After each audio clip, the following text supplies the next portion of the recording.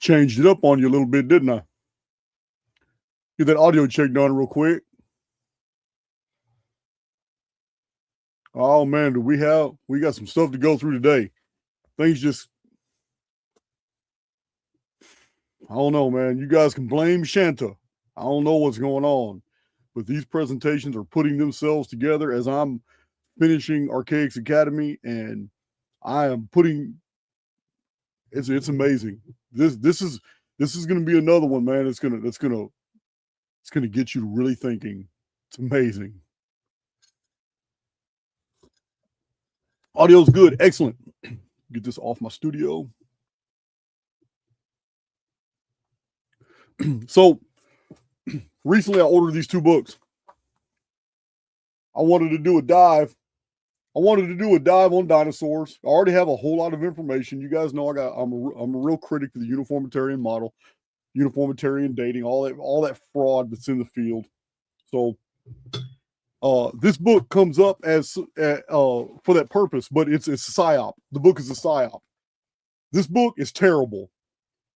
You may as well just go to high school and learn all about dinosaurs, all this fake shit. Because this guy spends the first 10 pages giving you all the reasons why you should trust him, and that he's been down he's a scientist, and he's been down every truther rabbit hole, and he's analyzed them all. He doesn't go into detail about anything. He just the whole book is really just an attack on Eric Dubay. I'm not sure. I still don't know how to say his name, but I don't know Eric's material. I've never gone through it. I do have his book in my library, 200 Proofs the Earth is Not a Spinning Ball, but I don't have his dinosaur material. And anyway, this book here was awful because it's uniformitarian to the core. It's written as if the guy is probably in the intelligence community. He's very condescending in his tone and delivery, at the same time gaslighting you that he's fair and balanced. It's so offensive reading it. So yeah, this book is garbage. And yeah, it was real hard to get through that book. I can read uniformitarian books that are presenting things as facts, even though I know they're full of shit.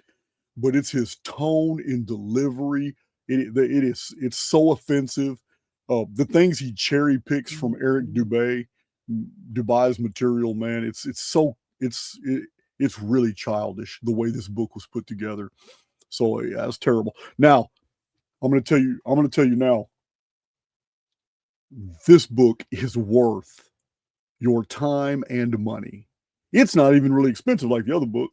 This book here's cheap.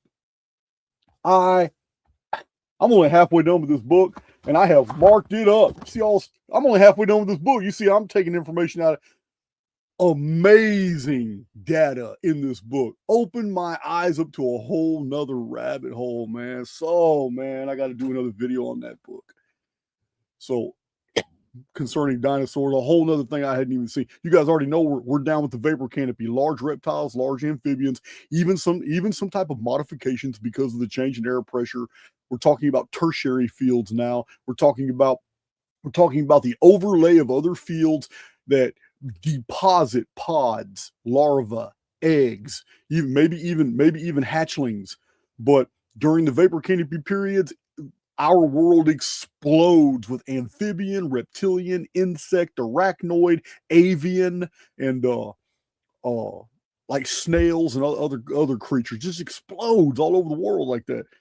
And we have a lot more to discuss about this. We've already released a few videos, so let me share my screen real quick. Like I said, we have a lot to get through. Oh, that book I just showed you, what's really compelling about it is that I was unaware. I know about the iridium controversy about it's not found all over the world, although uniformitarians claim it is. And when it's not found in a certain area, they just say, oh, it's just you just haven't gone deep enough yet. The KT boundary is supposed to be 65 million years ago and all that. Dinosaurs. This is where the iridium is. Well, in this book, I didn't know that there was over 70 to 80 different sites around the world where the soil is radioactive. And I knew about Mohenjo-Daro and Larak and the Harappan civilization. I knew those skeletons were 50 times more radioactive than normal. Did not know that there was so many sites like this. Did not know that so many of those sites, so many of those very radioactive sites are right there on or really near dinosaur boneyards. And when I'm saying dinosaurs, I'm not talking about the Tyrannosaurus Rex, the Brontosauruses, and all these creatures that we don't even know if they really exist or not, because no actual dinosaur skeleton has ever been found intact. They are put together from various pieces. No museum has an entire dinosaur skeleton. Yeah, I couldn't believe this either, man. I've been doing deep dives trying to figure. They have reptiles and amphibians that are rather large. But what's being claimed as dinosaurs living 65 million years ago, there still hasn't been found an intact skeleton. So I'm tripping on this rabbit hole. This book here paints the picture, and I'm showing on the screen my 5 video. These are just 5 of my videos that show that we were technologically advanced in the ancient world. Not in the Graham Hancock version, not 10,000 years ago. We're talking 4,000 years ago, 3,000 years ago, we were technologically advanced. And in this book, it paints a picture I had never considered before. But they said, if we just go with the evidence and screw everything that we're taught, and we just go with the evidence, this book even mentions the dinosaurs are all found on the top, on the surface. And a lot of these boneyards are found around radioactive soils, the areas are just radioactive. And militaries and governments around the world fence those areas in and put a military base like 7 miles away, but they extend the fences way out there. And all over Google Maps, you can go all over the world, look at all these places like, man, you got a military base here, but why is this huge expanse all fenced in too? So they make some really good points in here. And it talks about the 80 or 90 different sites all over the world where stone has been heated to the point of glass. There's 60 of them alone in Scotland. And then in Anatolia and in Saudi Arabia, in Russia, there are areas of our world that were fortified, human constructions that the heat was so localized, it crystallized the stone into glass. So this kind of bleeds over into the guys that talk about meltology. Now, this is really compelling because these guys in this book have made the connection between boneyards, which show vitrified, talking about reptiles. They're talking about reptiles in this book. Reptiles and giant avians that's bones have been vitrified just like not the star forts, but just like the forts in Scotland and these old citadels, big old giant walls in the middle of anywhere. Peru, the giant walls that have been found, megalithic walls in Peru, some of those are vitrified. They're like melted, but the melting turned them to crystal. So this is vitrified. Whole areas of the desert of the Sahara turned into green glass, but not the whole Sahara. It's just little areas. And in this book, they're painting a picture. This is going to blow your mind because this is where a lot of the evidence is going. That there was a period of time when humans couldn't do anything about it. But when they were able to do something about it, they went through a sanitation process. You're not going to believe this. These guys don't know anything about vapor canopies. They don't know anything about the Archaix research. They don't know it could be all this. This book was published before I even started releasing all this data on dinosaurs, vapor canopies, tertiary fields. This book here is blowing my mind because they're literally saying that there was a time, if we just go by the evidence, there was a time when we humans were technologically advanced and we were flying around and we were on vehicles. The tracks, the petrified tracks that I have a whole video about showing they're right next to dinosaur tracks, showing they're right next to human tracks. It's because we humans were in vehicles using weapons that superheated. We were sanitizing the reptiles. There was a time in recent history when there were too many reptiles in this world, too many avians. It was posing a major threat. We were technologically advanced, and it looks like we came up from the underworld, found the world covered in these carnivorous reptiles. It was not safe for our children. It wasn't safe to live in. And we spent a few years sanitizing. And this is where they're going in this book. WTF. Anyway, it seems like all the right books come to me right at the time I'm doing stuff. On the screen, you'll see 5 videos I've done in the past. Of course, all my videos could be done better. They could be done over, but I'm all about trying to give you guys the information. I'm not about trying to be cultured. I'm not trying to pronounce all my words right. I'm not trying to be something I'm not. I'm trying to make sure that you guys have access to the profound data that I keep coming across in my life. These 5 videos are packed full of badass information about the ancient world being something that you were not taught it to be. So when this video is over, in the description box, you will see these 5 videos and 2 more, the videos I did on these books here. Well, here's We Are Not the First. And this is fantastic too. Secret of the Gods talks about the Titans, the Underworld, ancient technologies. I did a whole video on this. Also, another book I'm going to show you here in a minute that you're going to have links to 8 books, but it's 8 videos talking about 7 books. So if you want some really good, badass stuff to watch, a lot of you have forgotten about these videos. Many of you never knew about them. I have over 1,040 videos. It's easy to lose track. So I went back into my thread this morning and I found 7 videos that you're really going to want to watch because they're all directly related to what we're going to show in this video here. Ancient World was fascinating, guys. It's nothing. Let me tell you something. If you were a kid like me, fascinated with watching The Land of the Lost, you're very close to what we're finding is true about the historical record. And it's very recent history. And from Archaix veterans who get excited about charts, I'm going to blow your mind with a totally new chart about the Dark Ages today that shows that the past is indeed a predicate for the future and that we are on a loop. It's all right here in one chart. All new chart today. And I love my coffee. Okay. So, having shared that, share this other thing here. So much to go through.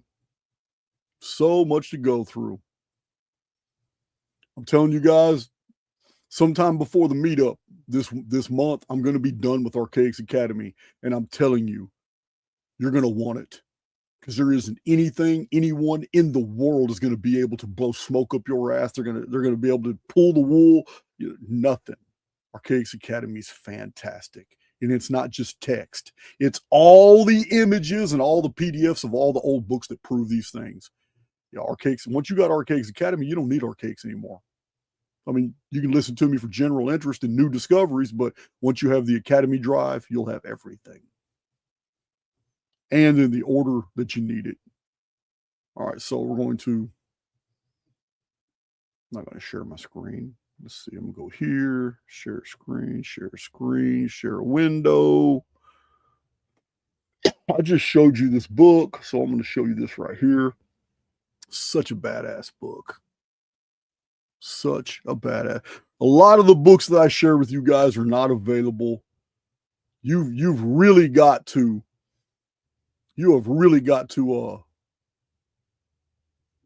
go to all these old places. You know, these books, they're everywhere and no one knows what their value is.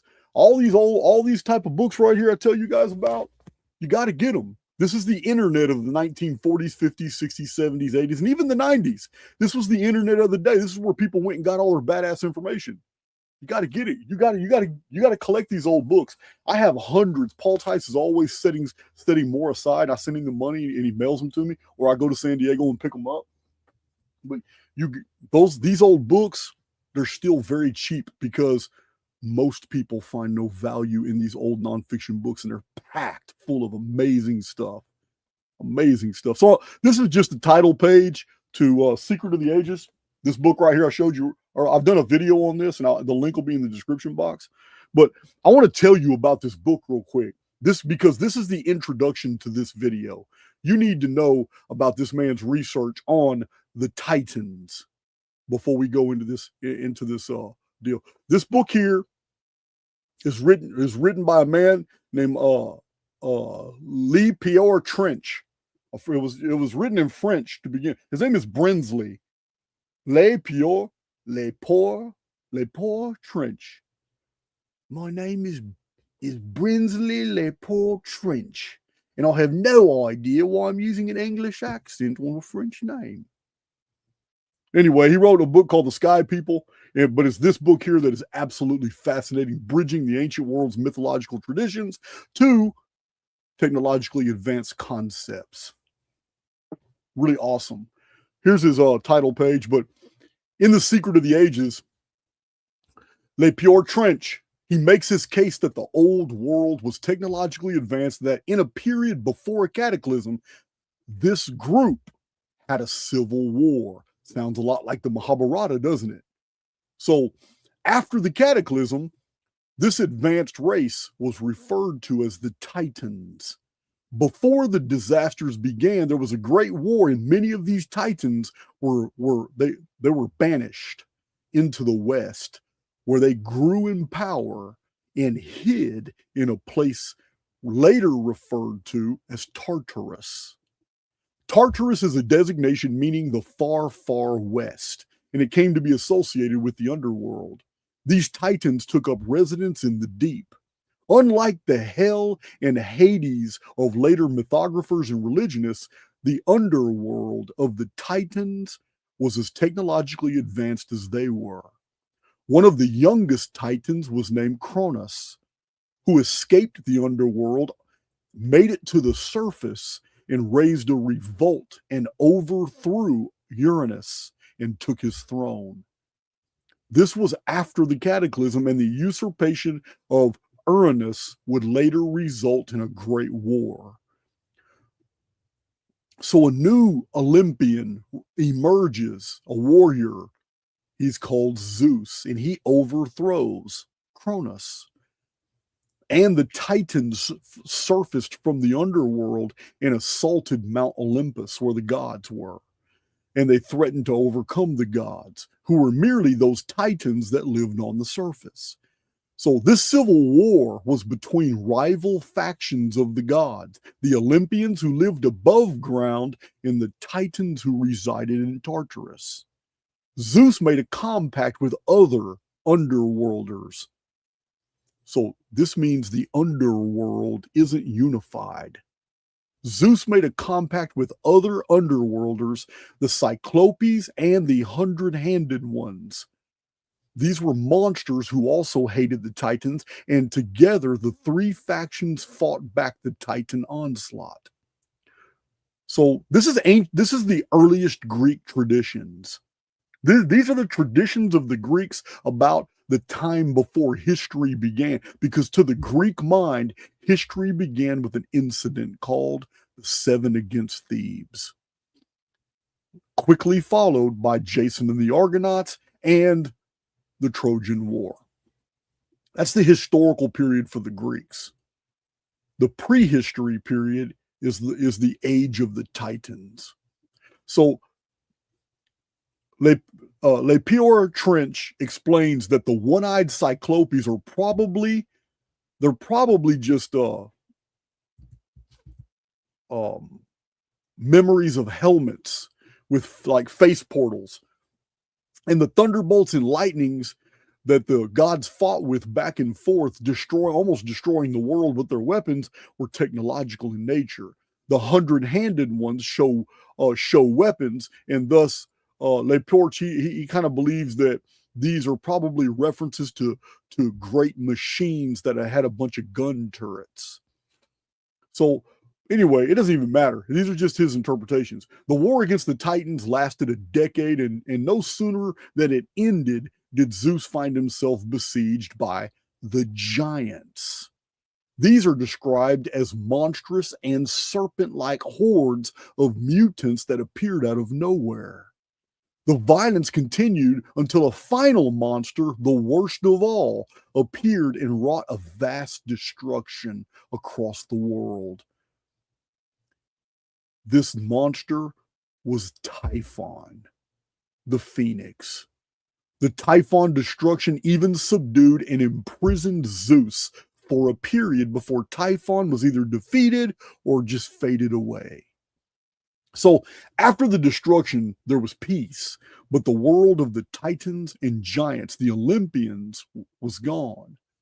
Le Pior Trench believes that the underworld civilization or its remnants still exist today, and that many tens of thousands of people that vanish every year all over the world are actually taken down into Tartarus. That's very compelling for a book written in the 70s in France. He covers a lot. There's a lot of crossover with the Archaix research here. This man had his finger on the pulse.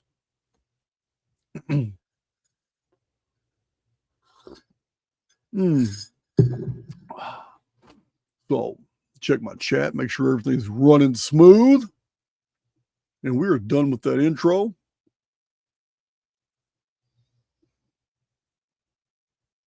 Oh, this is so good. I'm drinking something a little different today.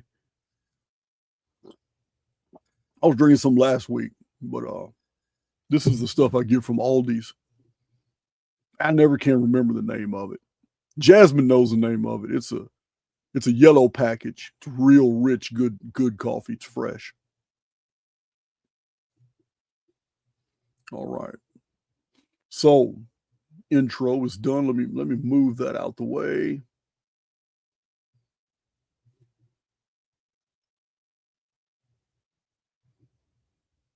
Like I said, we have a lot to cover here.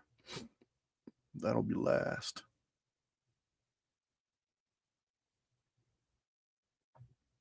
All right. So, real fast, only as a refresher course. Again, this is not really a part of the presentation. I'm just going to share my screen real quick because I know that there are people who are new to this channel that just don't know. A lot of controversy, but real fast, I'm not going back because there's a lot to cover. But if you're new to Archaix, or if you've been here a while and you just want a quick refresher, this is still a part of the intro before I even begin this a massively awesome presentation. But we have to refresh here. Let's see, look at these pictures. Guys, technology is nothing new. If you can truly process the size and technolithic precision of these monuments and what it took to build this in the ancient world, you'll understand. We have been technologically advanced a few times in ancient history. We've covered a lot of these topics. That's a Vimana. That's an aerial craft. We've covered a bunch of these topics.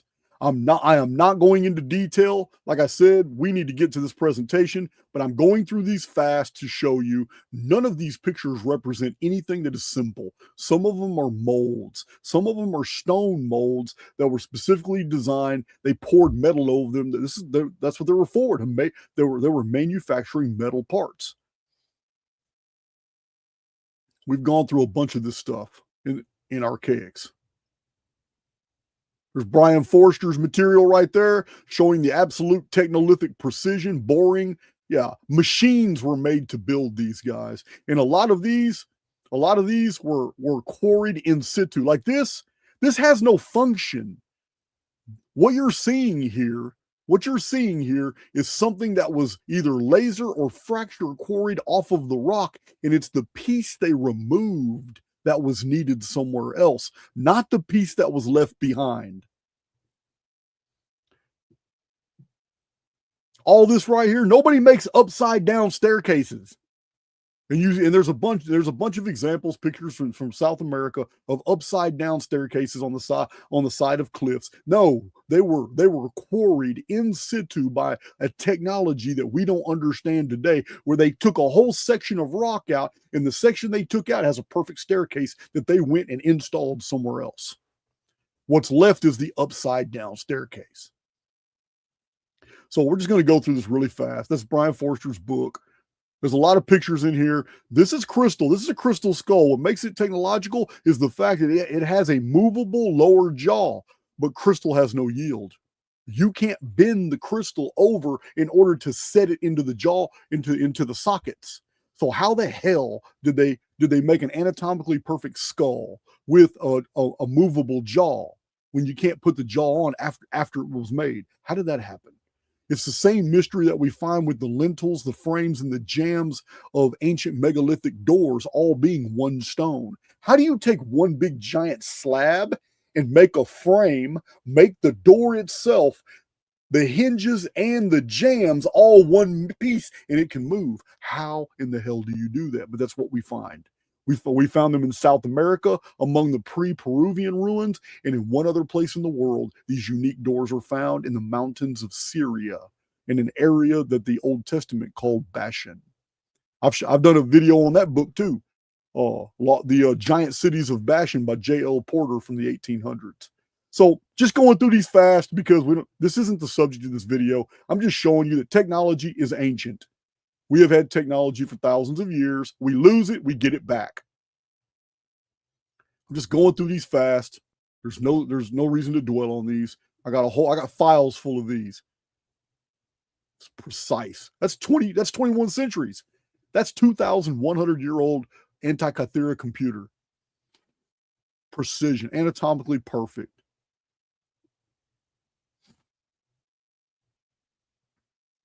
You can see the play. Look, nobody makes an upside down staircase. It's just dumb. It's just dumb. That's what was left behind when somebody quarried what they needed.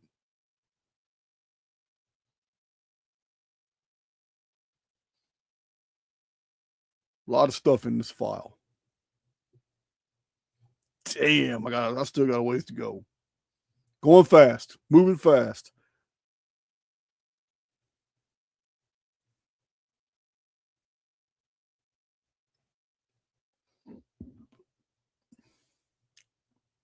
Look at that ancient South American lawnmower. What the hell?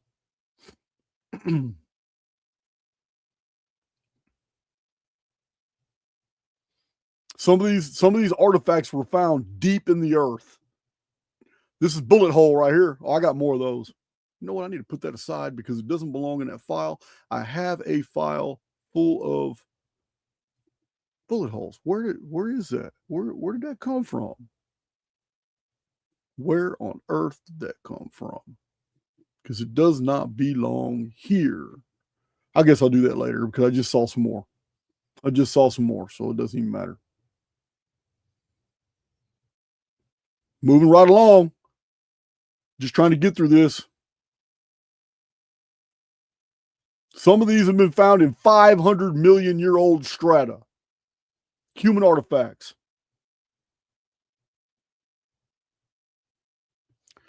So if that looks like a bee, and that looks like a catfish, you understand? Then why can't this be a helicopter? Why can't this be some type of vehicle submersible with a gun turret? Why can't this be an aircraft? Why can't these be exactly what they look like if or surrounding them are anatomically perfect fish and insects?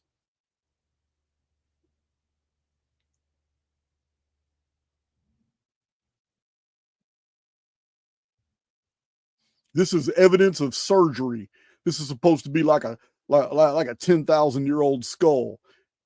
Imagine their surprise when they see they can tell from the healing and growth around of the bone around the metal. They can tell that this guy survived brain surgery.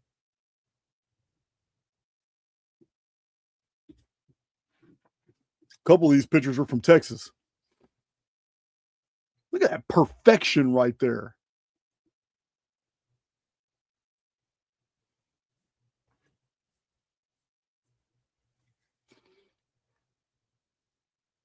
Oh, I think we're getting into the small, little bitty pictures now. This is in Texas right here. London, Texas is where it was found, but it's on display in Glen Rose, Texas. I went and saw it personally and took pictures and showed you guys on YouTube. This is the London hammer. Fossilized hammer made by humans. Rock strata supposed to be millions of years old. It's not. It's probably a few thousand. You know, those uniformitarians. They don't know what they're talking about. Flywheel. What is this doing in a tomb in ancient China? I mean, ancient Egypt. What is that doing? It's a machine part. But those uniformitarians, they're going to tell you it's a ritual object. Anything they do not understand, or if it's an ooh part, an out-of-place artifact, that's a ritual object. They just used it for rituals. So dumb. I got my boy making a new song. It's not true. And after that, we're going to make another song. It's so dumb. Damn, I got a bunch of these pictures. When is this going to stop? Just evidence. Okay, we're almost done. That doesn't belong in here.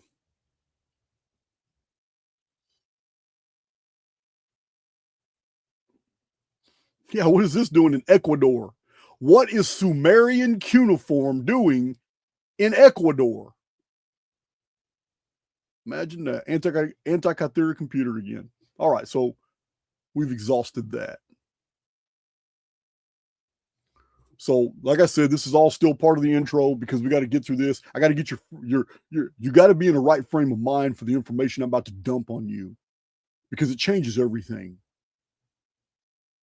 Mythographers and religionists were only interpreting things as best they could because they too were subject to the uniformitarian thinking. When you divorce yourself from that type of thinking and you just process information based off what is found and what you know, the ancient world opens up right for you. It opens up for you perfectly. You're like, wow, man, it is. Well, they've been gaslighting us for 200 years. It's crazy. All right, I'm going to share my screen again. Let me show you these poor bastards right here. So when I see these bullet holes, because that's what archaeologists are basically calling them, bolide holes, bullet holes, projectile holes. They're broken too perfect. It's not arrows. It's not sling stones. They're high velocity. They literally melt through the bone. They're high velocity rounds that killed these people and these animals. Shot them right in the head. Big old giant Neolithic bison.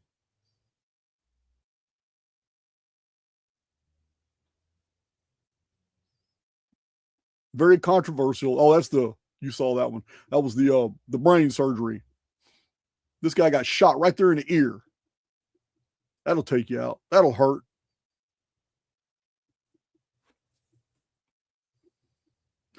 Thank you, Third Space. You'll get. That doesn't matter which one you like, bro. You're gonna get both. I'm gonna rant and I'm gonna do a presentation. I bet that was an ugly ass dude right there, man. So it just seeing the bullet hole deals, it makes me wonder. It's like, damn, could it be possible? Could it actually, the scenario these guys are talking about, that they were sanitizing? Can you imagine a period of time recently, like a few thousand years ago, when humans, for whatever reason, bed down and they were safely in secure areas in the underworld, and when they thought it was safe to come back up and everything's over with, the world has changed. And it's dangerous because now you got velociraptors running. They'll snatch your kid up and go. You can't even chase them. You can't even catch them. Yeah, your kid is dead before you can even catch up. And just like, 300, there's accounts 200 and 300 years ago of pterodactyl like winged 40-foot wingspan reptiles just picking people up. We've got petroglyphs that have been dated to the Dark Ages of gigantic birds picking people up off the ground. So yeah, it's crazy when we think about this. And these guys in this book are making the connection. Like, man, somebody was using very powerful weapons that were based off of extreme heat for local damage. And they were using them on large reptiles and large avians. Like they were sanitizing, trying to get rid of the species, trying to get clear land so they could live at peace. And it seems like they had air support, because the air support, when they weren't enough to deal with the problem, or they were corralling hundreds of millions of these life forms all into the same area, air support would come in and drop nukes on them. And these guys show like 80 different areas of the world with high saturated, it's radioactivity in the ground, on the surface, all over the world. And he even mentions in the book, he even mentions the perfectly circular meteorite impacts of Randall Carlson, which we know are BS. Yeah. No meteorite is ever going to make a perfect circle and a perfect bowl. It's bullshit. They all come in as an angle. So they come in as an angle. It's more like Superman landing. Come in as an angle and create a furrow. So it's just man, it's just compelling. All these things I've been putting together, it's just blowing my mind, really. It is. All right, so share my screen again.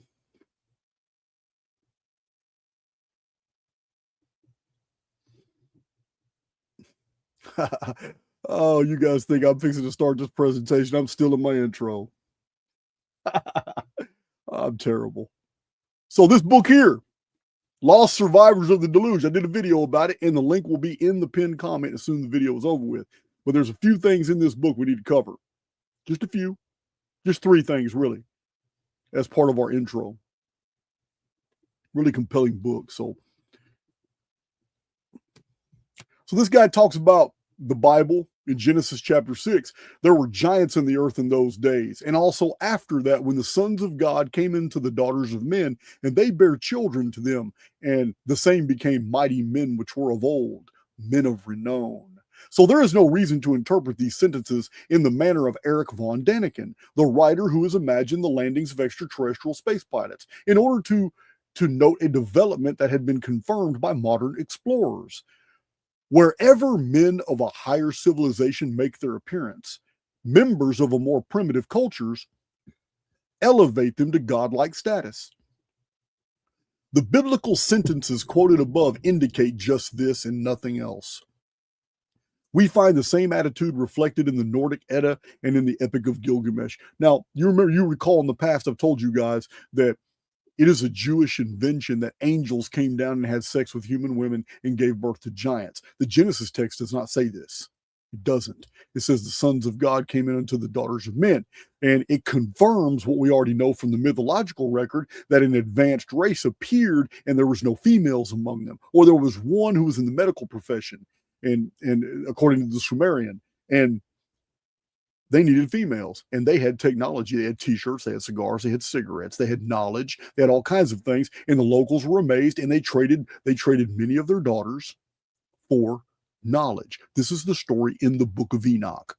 Remove all the Judaic dressings, all the mythological overtones from the Book of Enoch, and you have an advanced race appearing after a disaster, coming out of a mountain, finding a more primitive people. These advanced people were considered sons of God, called watchers. They could see everything. They were venerated, and the locals gave them their daughters in exchange for knowledge. How do we know this? Because the Book of Enoch says that. It even lists about 21 different types of knowledge that were given to the people. So now, a lot of people have mixed 2 things that aren't the same. The book of Genesis talks about Nephilim and giants, but that is situational. It's explaining that when this happened, there were giants in the earth. It's telling you a very specific period. It's a very specific period.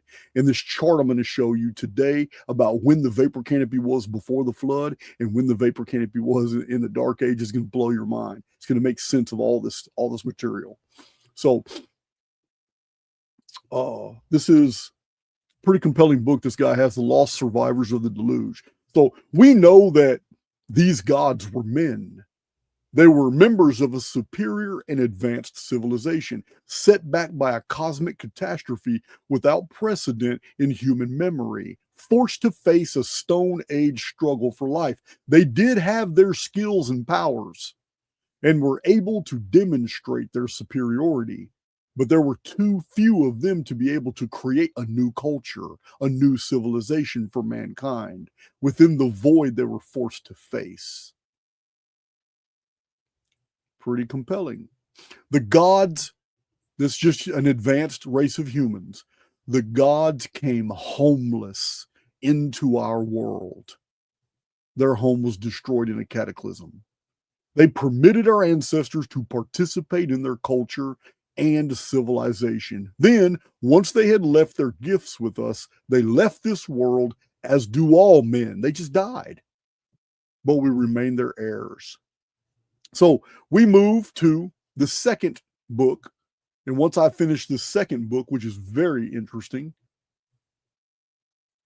it's this book here, Hans Bellamy, written over 100 years ago. It's called Moons, Myths, and Man. And he adds to our understanding, too, of the age of the Titans, the pre-flood world, and that we're talking about a technologically advanced, not a mythological scenario.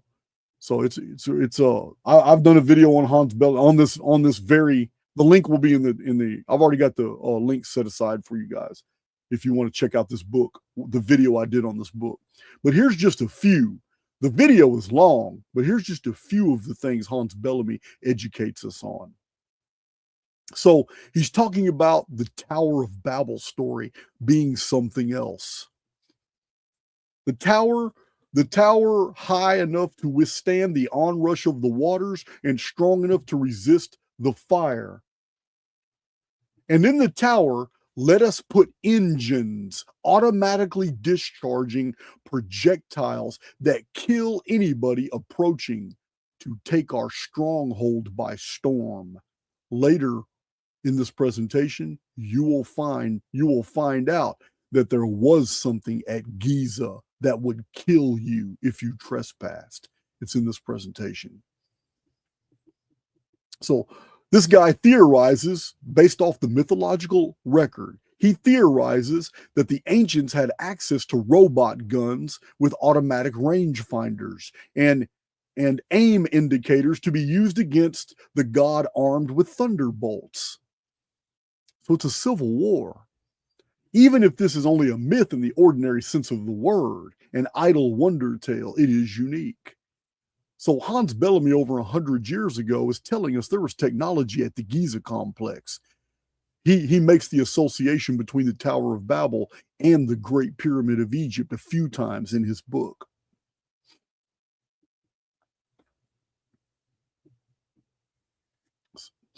Let's see. I don't know who, Josephon Mika Ben Gurion, sounds Jewish. And the Sagas of the Jews, Volume 1. Illustrates the memory of repeated deluges and the necessity of propping up the unstable firmament to prevent further cataclysms. The people of that time said, we know that in each eon, literally every 1656 years, the vault of heaven breaks to pieces. Let therefore strong pillars be built as supports, one in the north, one in the south, one in the west. This tower here shall be the prop in the east. Pyramids were built to support the heavens and to keep them from collapsing onto us, in a cycle that the ancients knew was 1,656 years. Can't wait for you to see this chart. Like I said, it's a new chart. In the foregoing passages, we have repeatedly referred to the high standard of civilization of the Diluvians. They built ships to escape the Great Flood. They dwelt in cities. They reared star-pointing pyramids. They observed the heavens with minute care. They were sophisticated. Genesis 6:2 does not belong to this group of grosser myths. The sons of God are only men from another body of deluge survivors, probably a superior race who, roving the post-diluvian jungles, found mates in the women of a tribe that called itself the family of men.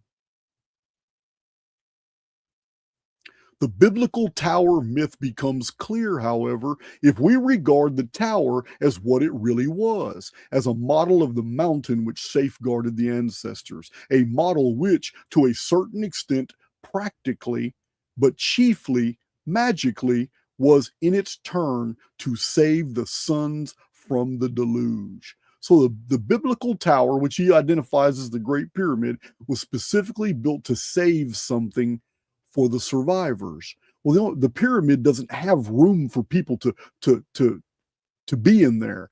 A few hundred people at the most could ever stay inside the Great Pyramid. There's no room. It's solid through and through. A few chambers and passages. But if it was meant to save something, it was meant to save knowledge. The snow mentioned in the above passages is really, get this, the wreckage from the old shattered firmament, which is professedly built of terrible ice. This is important because in the vapor canopy cycle that uniformitarians either know and cover up or they just don't know. They just don't know. In the vapor canopy cycle, the moisture from the vapor canopy, when a vapor canopy collapses, becomes the ice caps at the poles or poles and perimeter, whatever your model is. It's what buries Antarctica and Iceland under 1.5 miles to 2 miles of ice cap. But when we have a vapor canopy, that's when ancient mariners, like during the Dark Ages, can map Antarctica, because during vapor canopy periods, all that ice cap is gone. It's back in the mesosphere. It's a cycle, and according to the ancients, it's a cycle that was every 1,656 years. So let's see if that holds true. The epic of the mundane era of the Mayas, on the other hand, was established in the year 3373 BC. Their calculation went by heptads of Bactans of 2,760 years. My Archaix veterans know that number. When I show you this chart, remember you saw this number. The Maya specifically knew of a 2,760 year cycle. The descendants of Uranus are born in their correct order. The first were the Titans, called the White Ones. They're no different than the ancient Egyptian version of Zeptepi, the first time, the pre-flood world. Who were the residents of the time period of Zeptepi? They were called the Shining Ones. Not because they glowed and not because they were gods, but to the Egyptian darker skinned people, white people looked like they were shining. It was really simple, as most things are. Their towers were the buildings of heaven storming titans, attempting an offensive at great odds. So basically what he's saying is the pyramid construction projects began in the age of the Titans, which is pre-flood. According to the myth preserved in the Bible, this tower of theirs was never finished. That's true. The chief cornerstone has never been put on top of the pyramid. And when it is, it will be the largest block in the entire pyramid. It'll be huge. Now we're done with our intro. We're at 52 minutes and we are done with the intro. So I can start this presentation. Man. So I got my presentation, one more file to show at the end, and my chart. Damn. As is my habit, you're going to need to see the presentation. Many of you are like me. I'm not an audible learner. I can't do what you're doing. I'm not good at listening to learn. I lose too much. But if you let me do something, or if you let me read it myself, yeah, I got it. God, I'm not really good at listening. It's always been difficult for me. 52-minute intro. Jokey-ots, let's go. Let's go. So now presentation begins. You guys are going to have some aha moments, man. Share my screen. Let's get up in here. Let's do it. Before I start, let me check my chat one more time. You lick the like button, so it's yours. Yeah, wouldn't hurt my feelings a bit if everybody listening would go ahead and hit that like button. All right, chat's on fire. Awesome. Does the Titan mythos reveal we made an ancient AI? Whether it does or not, what it does reveal is that we've been technologically advanced before. But I might be able to show you something that'll get you thinking along these lines. Ordinary humankind emerges during the reign of the last Titan king. In Hesiod's golden age of man, Kronos is ruling. In the golden age, food was aplenty. There was peace. Work was not hard. Men lived among the gods. But men multiplied, and the gold standards of life changed into the silver age. This is after a cataclysm. This is a few centuries after a cataclysm. Life is pretty good. Life is pretty good. Men would live as children for 100 years, supported by their mothers. This is a nod toward the matriarchy. This is in the Greek version of Hesiod. It's 2,700-year-old account. So while as adults, they lived for a very short time as they regularly clashed with each other. They did not pay tributes to the gods, for which reason Zeus killed all of them. But in some traditions, this was actually Typhon, and Zeus chased Typhon away after humanity was decimated. The reason there's confusion in the Greek mythological record is because Typhon appeared multiple times, not just once. The phoenix appeared a few times. After the ruin, it was a new age, the Bronze Age. During this period, men were tough, trained, and warlike. They used bronze to create their weapons and dwellings, and eventually destroyed each other in wars. The end of this era was marked by a great flood, the Ogygian deluge tradition. Typhon is defeated and imprisoned under a volcano. This will be Mount Etna. In 1687 BC. In the uniformitarian model of history, this is comported in what is called the Avellino eruption. It was terrible. It buried whole cities and societies in circa 1700 BC, which is the same as the Ogygian deluge, 1687 BC. It was a phoenix cataclysm on the 138-year patterning of the phoenix. This is the origin of the Perseus Kraken tradition during the reign of the Titan Poseidon. So it was during Poseidon worship, which was also when Atlantis story unfolded, during Poseidon worship. So Medusa is a relic memory of the sacrificial victims of Poseidon worship, having giant squids placed on their faces to appease the sea god. This is the origin of the story of Medusa. And Ignatius Donnelly in the 1800s goes into detail about how Medusa was one of the lucky ones. She lived. She was saved in the nick of time, but it was already after the giant squid had chewed her face. That's why Medusa was so ugly that people turned to stone when they looked at her. So the phoenix fossilizes things. It turned the land to stone. It was during a phoenix cataclysm. But because the survivor survives the cataclysm, they save the victim by taking the squid off, but it was too late. It already ate her face.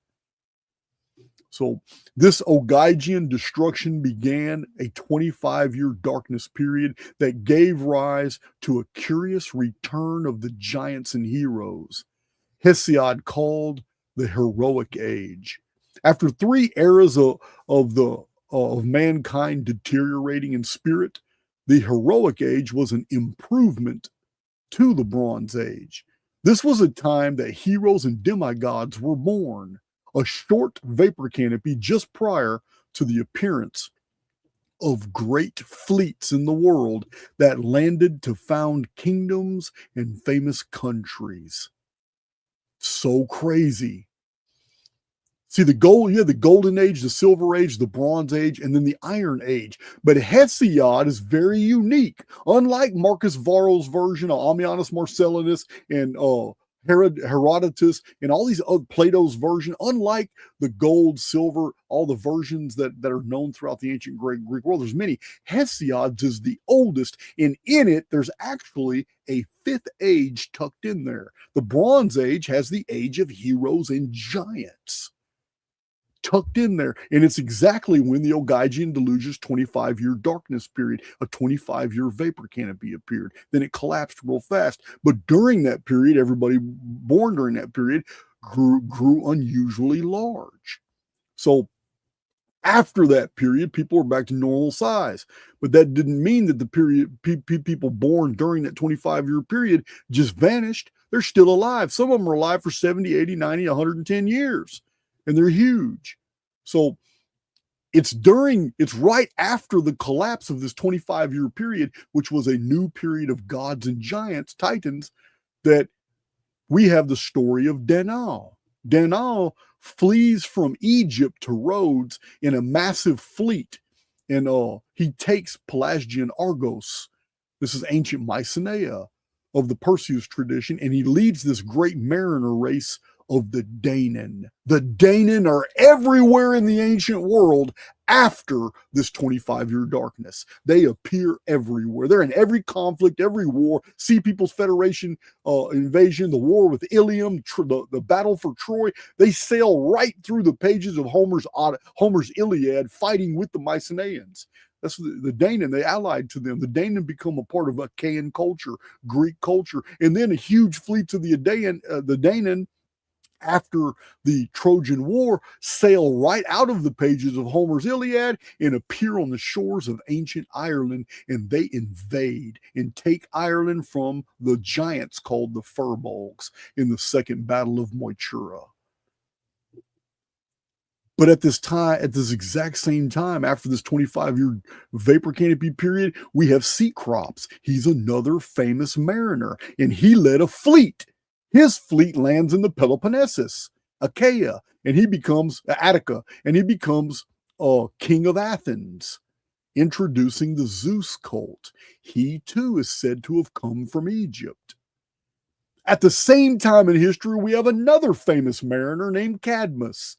Cadmus has a massive fleet, and he lands to colonize Boeotia in the Peloponnesus and founds the city of Thebes. Though tradition claims he sailed from Canaan, the famous city he founded, Thebes, is named after the city of Thebes in Upper Egypt, in the far south of Egypt.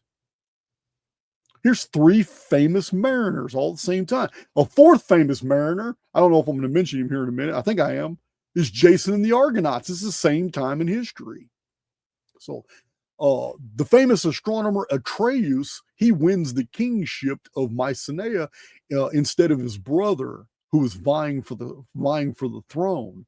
But the people went with Archaix because he predicted the darkening of the sun, which was not an eclipse by the moon. It was a very rare event. We know what it was in Archaix. It was a Phoenix phenomenon event, and it was the year 1273 BC. The famous mariner hero Jason and his Argonauts, they make their renowned voyage on the Argo at this time. This is right before the first conflict that starts Greek history. This separates from the Greek mythological prehistorical period to actual Greek history according to the Greek writers. It is an event called the Seven Against Thebes. It's a conflict where Thebes proves, remember, it was settled by Canaanites, but Thebes proves its dominance when it is attacked by 7 local city-states and it defends itself. It's called the Seven Against Thebes. Strange fleets from a Western race descended from the Titans that were banished into the West appear in the Mediterranean. Among them are the Phoenicians, the Caphtorum, and the Philistines. These attack Egypt, Sardinia, Morocco, Spain, Italia, Sicily, the Hittites, and Ilium, beginning the Trojan War. This is the Sea Peoples Federation. The Mycenaeans and Danaan enter the conflict, and the Hittite Empire falls in 1229 BC after 670 years since 1899 BC fall of Akkad, when they became autonomous in the reign of the first Tudor of the Hatti. That's 670 years of Hittite Empire, which is really interesting because the Hittites venerated the 7. And before the flood, the 7 Anunnaki kings, which ruled over the Sumerian Pentapolis, ruled exactly 241,200 Shars, which was the final 670 years of the Great Flood. The Sea Peoples continued to make incursions until they go permanently silent in 1135 BC, when the Phoenix Cataclysm ends the reign of Pharaoh Seknakti, and Atlantis is destroyed in a single day. This begins the Great Mediterranean Dark Age.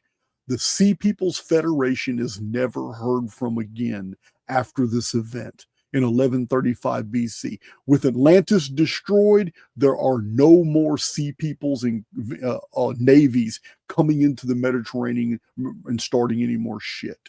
And 3 Mediterranean cultures were born because they couldn't go back home. So they settled the land of the Philistines. They settled Tyre and Sidon. They became Phoenicia, the Phoenicians, and they settled Crete, and they were called the Caphtorum. They were basically, they couldn't go back home. There was nowhere to go back to. It had been destroyed. So from the beginning of Hesiod's account of the ages of man and the fall of the Titans, we have a mythological period that began with a destruction by Typhon, that ended with a destruction by Typhon. So Phoenix was both the alpha and omega of this mytho-historic period. Thus, we are left with the Iron Age. I need a drink.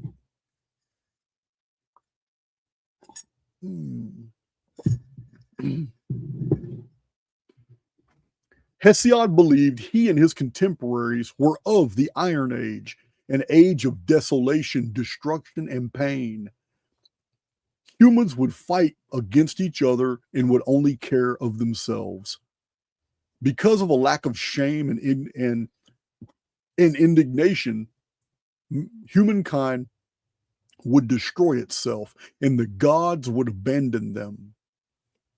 350 years was enough time for genuine records and memories to be corrupted into the silly fables and tales we have today preserved in Greek mythology. 1135 BC began the Great Mediterranean Dark Age. There are many books published about this period. It is a 300-year period of nothing. Everything was destroyed. No literacy. Everything just plummeted. And then we have the rise of the great Greek mythographers, Hesiod, Homer, Theognis. They all appear later. So what is Typhon to the Greeks? Greek writers claim that Typhon was so feared when he was to attack the gods, they would flee to Egypt for safety. And they were in Egypt, they were turned to animals to hide from the Typhon. Typhon was winged and so huge that his head brushed the stars. Typhon was married to Echidna, who was considered to be the mother of all monsters. Also called Typhon, but Typhon used to work great mischief among the famous tribes of men and had a child known as the Sphinx. Do you see this here? This is in Hesiod. Typhon, which we know in Archaix is the same word interchangeable as phoenix. Typhon and phoenix are absolutely interchangeable. We are told right here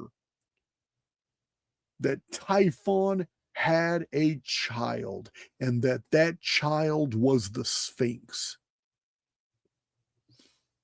The Sphinx would kill all who couldn't answer her riddles. When someone one day did answer her riddle, she drowned herself and is no more mentioned in Greek mythology. This was a memory of the Sphinx underneath the Mediterranean. We've covered this in Archaix many times. It's why northern Egypt used to be called the raised land.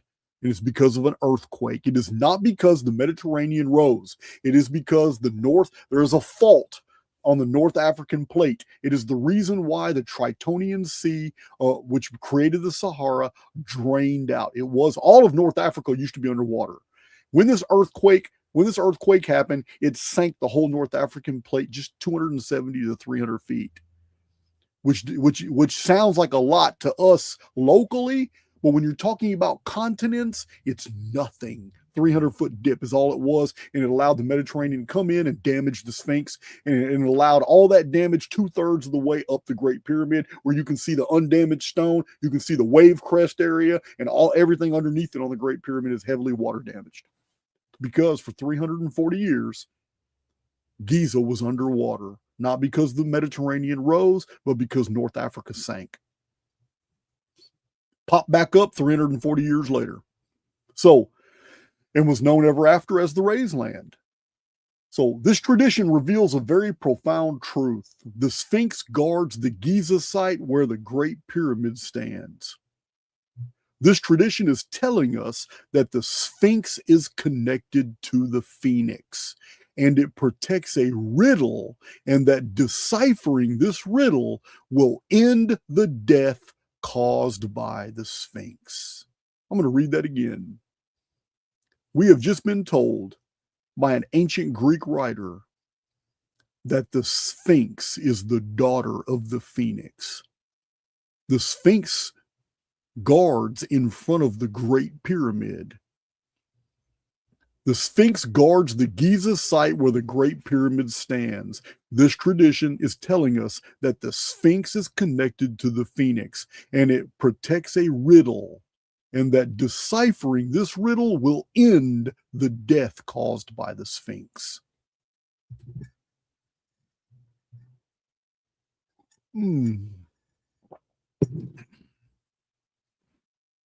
As shown in Archaix, this riddle is the Great Pyramid. That's the riddle. What is the most mysterious structure in the world? The Great Pyramid. What is the largest man-made object in the entire world? The Great Pyramid. What is the most enigmatic? What is the most ridiculed? What is the most studied mystery of the ancient world? The structure of the Great Pyramid, the mathematics of the Great Pyramid, all the physics constants in the Great Pyramid. Who built the Great Pyramid? What is the most lied about, psyoped object of the entire world? It's the Great Pyramid. What is the most published? What is the most published artifact of the ancient world? More articles, more books, theories, treatises, reports,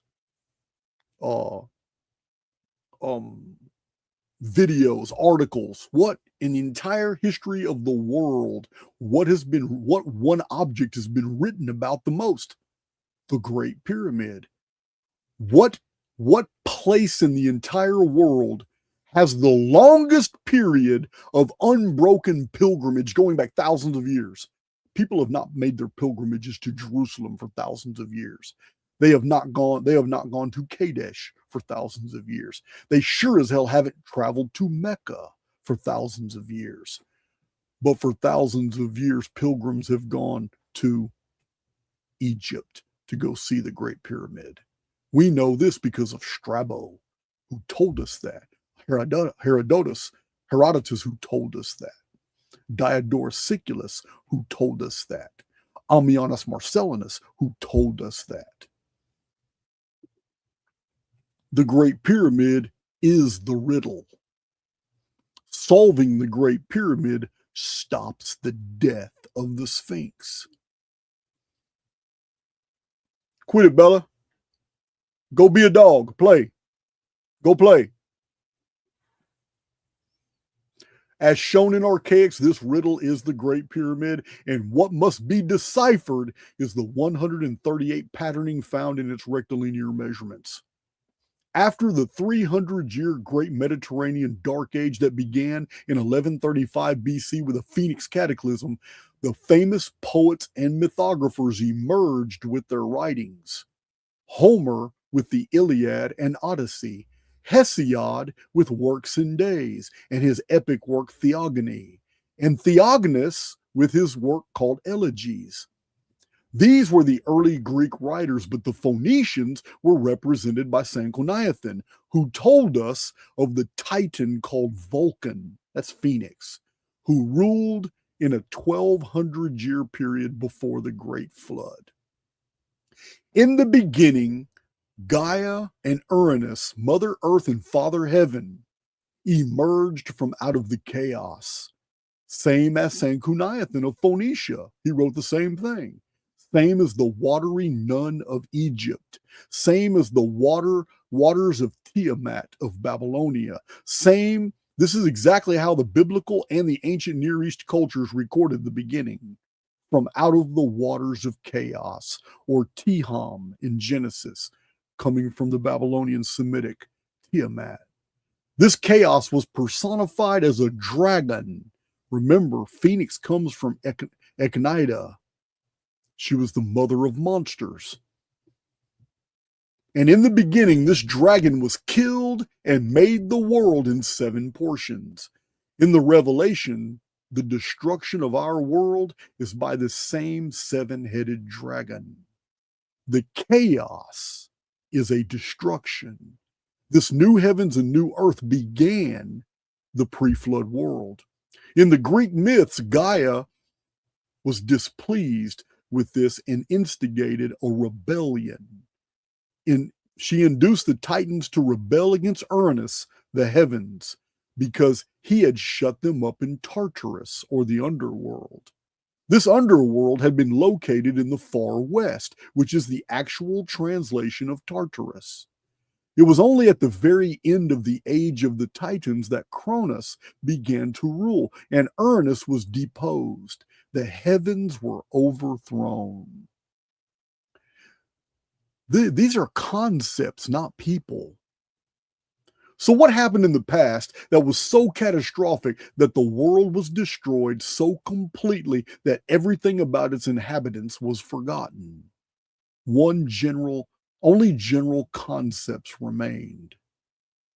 The key to understanding what happened in the unremembered past is found in the story of Prometheus and Pandora. The traditions relate in several ways that Zeus was not a benevolent god. He was a liar, a womanizer, had no problem issuing curses and maladies, transforming mortals into monsters. He demonized those who tried to benefit mankind. Prometheus saw that mankind suffered and was living in this post-cataclysm primacy, and there were no females in the world among the race of men. Prometheus gave mankind a great secret, and this enraged Zeus. We are told the secret was fire, but the reaction from Zeus shows it was something much more important. For Prometheus, he was cursed and tormented, but this was not enough.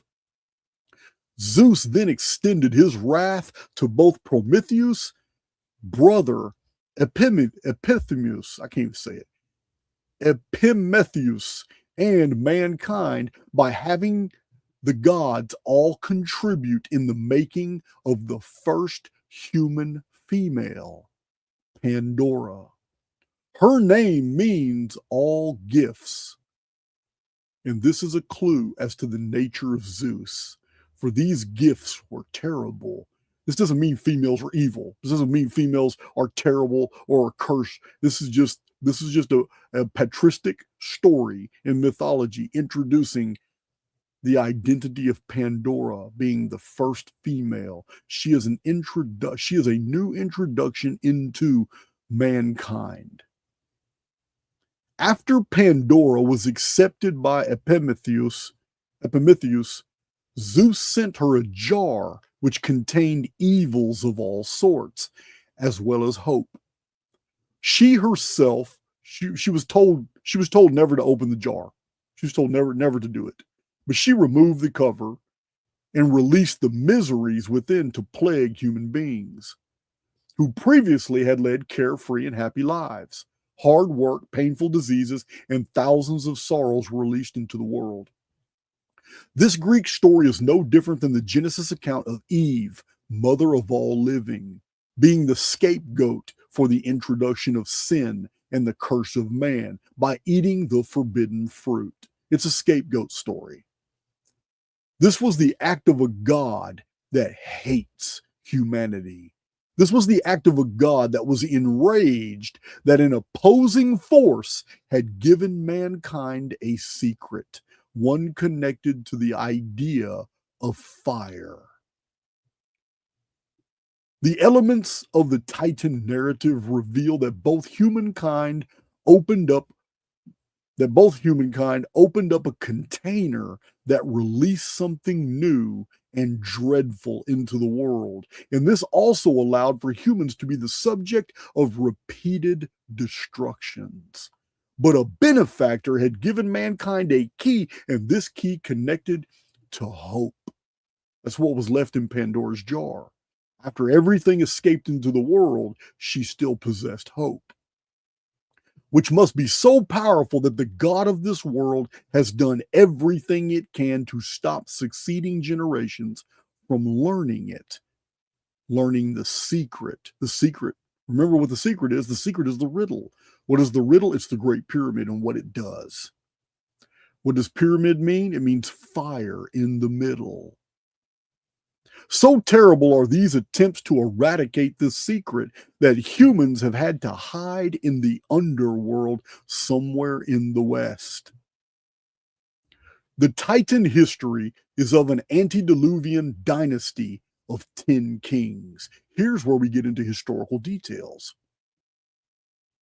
The Titan history is of an antediluvian, it's pre-flood dynasty of 10 kings.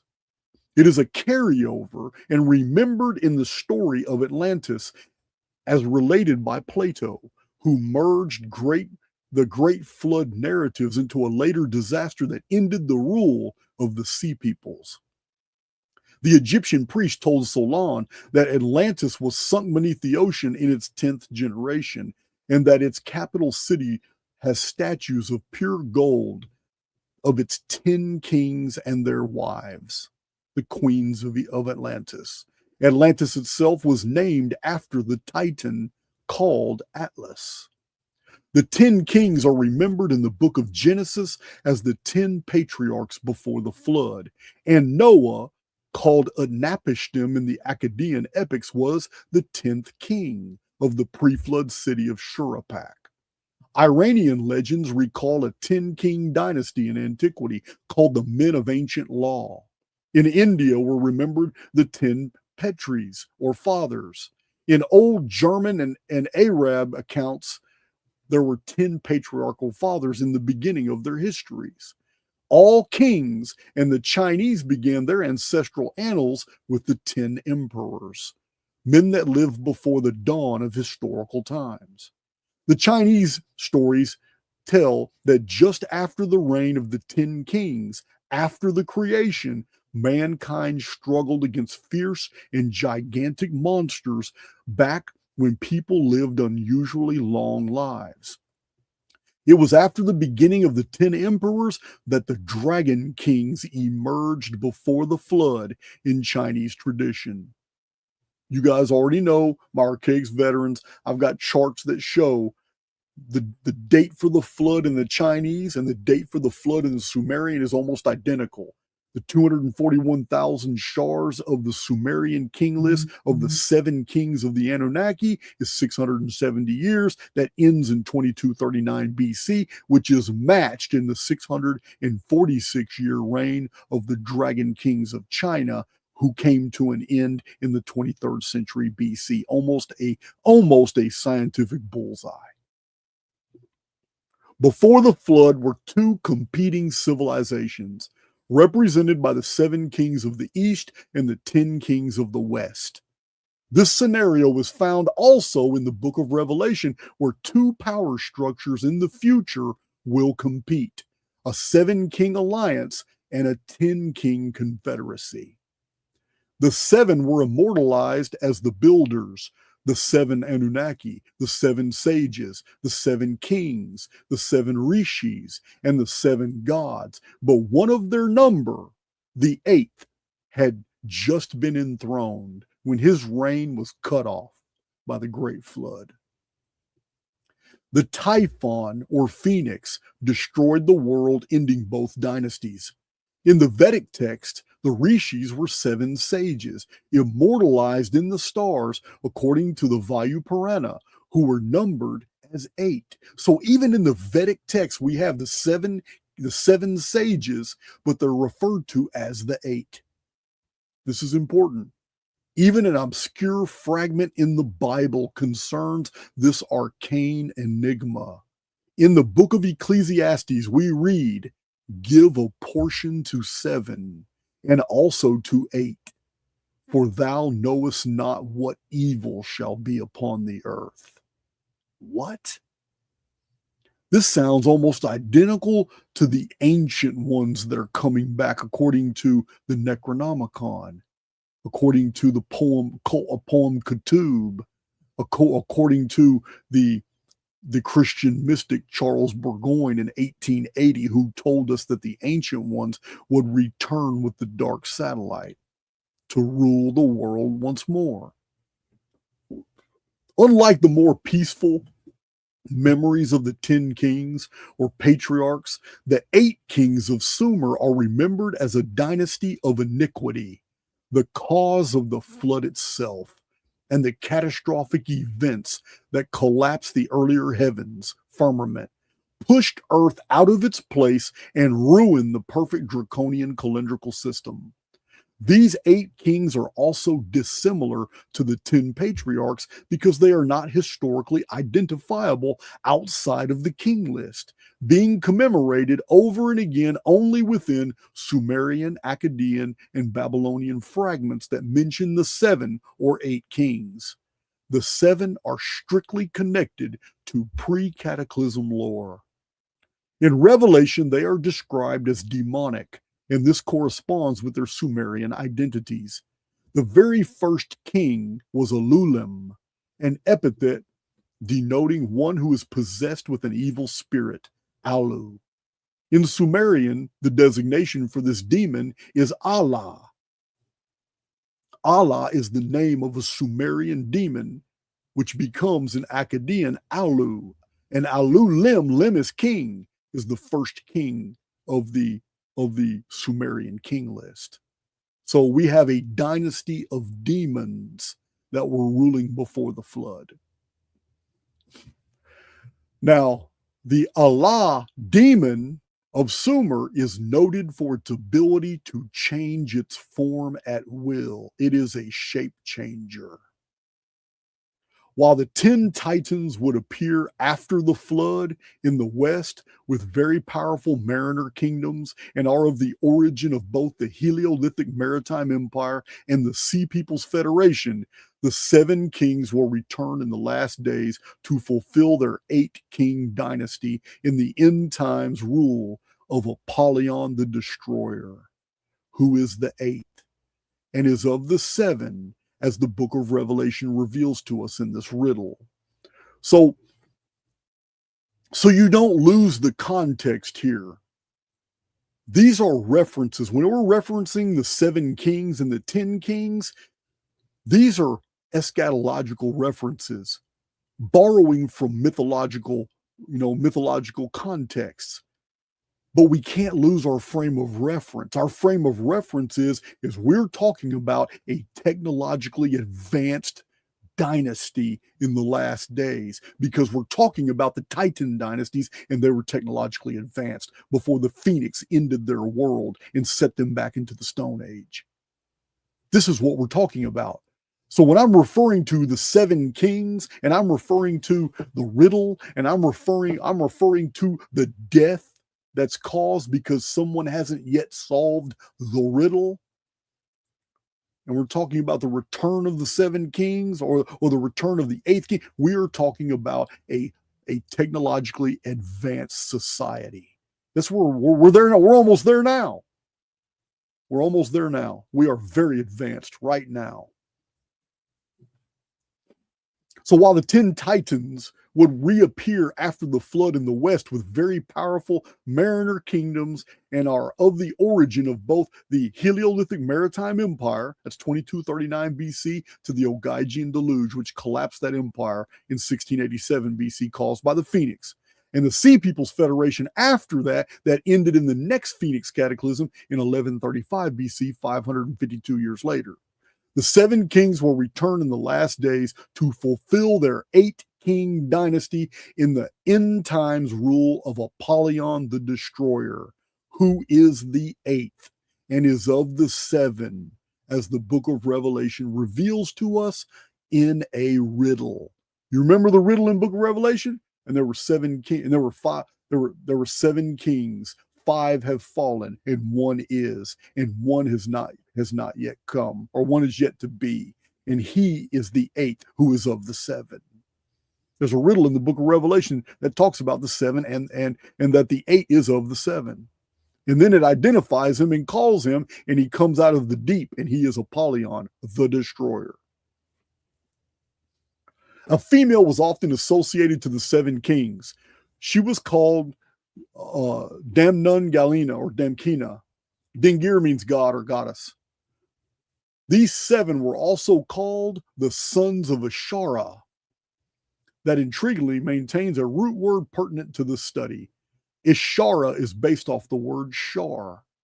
The shar was the prime calendrical unit, a single day, that perfectly decodes the Sumerian king list of 241,200 shars to exactly 670 years. Remember, I didn't put it in here, but you can remember Nostradamus talking about the last days. He specifically said, he said, many will die before the Phoenix dies. Until 670, his dwelling shall endure.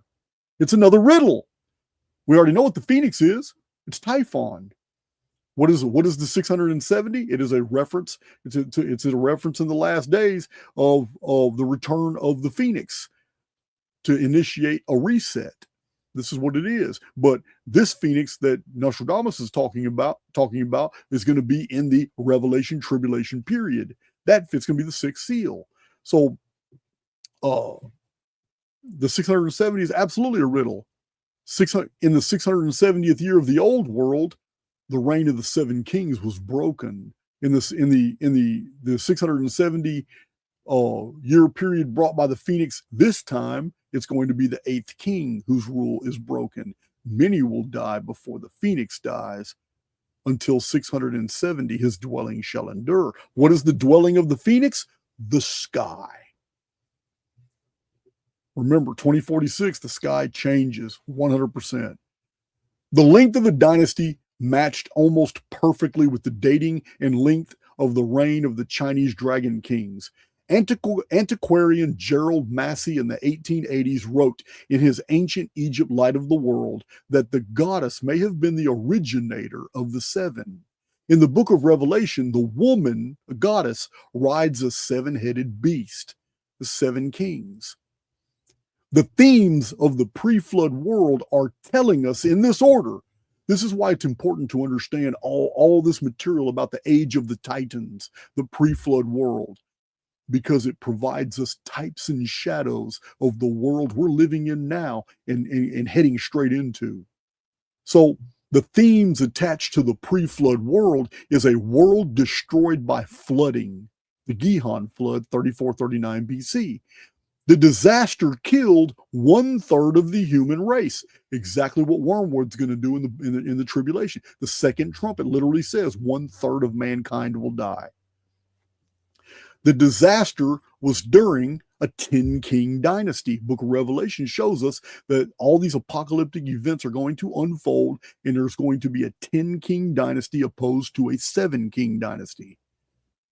Advanced survivors appeared out of a mountain. When all these events are occurring, it's going to be after 2046, probably around 2052, before these people come back out. With all the people hiding in the underworld, come back up. Just like Mother Shipton says, they're going to come out of a mountain, they're going to be advanced, they're going to start putting things back together. Advanced race trades knowledge, tools, and weapons with locals for females. This would be in the 2060s, 2070s, 2080s. Advanced race hero initiates civilization. Just like in the ancient times, it was Vulcan, according to Sanchuniathon. It was Enki, according to Sumer. It was Enoch, according to the rabbinical text, same as Enki. It was Oannes, according to Akkad and Babylon. It was Oannes, according to the Babylonians. It was Etana, according to the Akkadians. It was Surid, according to the Egyptian Copts. They are all the exact same individual who appeared in 3439 BC with a fleet of ships who claimed to come out of a divine mountain, and brought back civilization and changed knowledge for human females, and ended up building the Great Pyramid Complex, the ultimate riddle. This is who this is. Advanced race hero in centuries of slavery and primitivism among surface humans, he was regarded as a benefactor. Because when he appeared, he ended a whole bunch of evil shit that was going on. Primitive surface humans regard newcomers as benefactors, good and children of God. This is in the near future from now, after this cataclysm that we're heading toward right now. We're talking about a benefactor race in our own underworld that's going to come back and start putting everything back together. Cataclysm began a 1,200-year period till the next cataclysm, Great Deluge in 2239.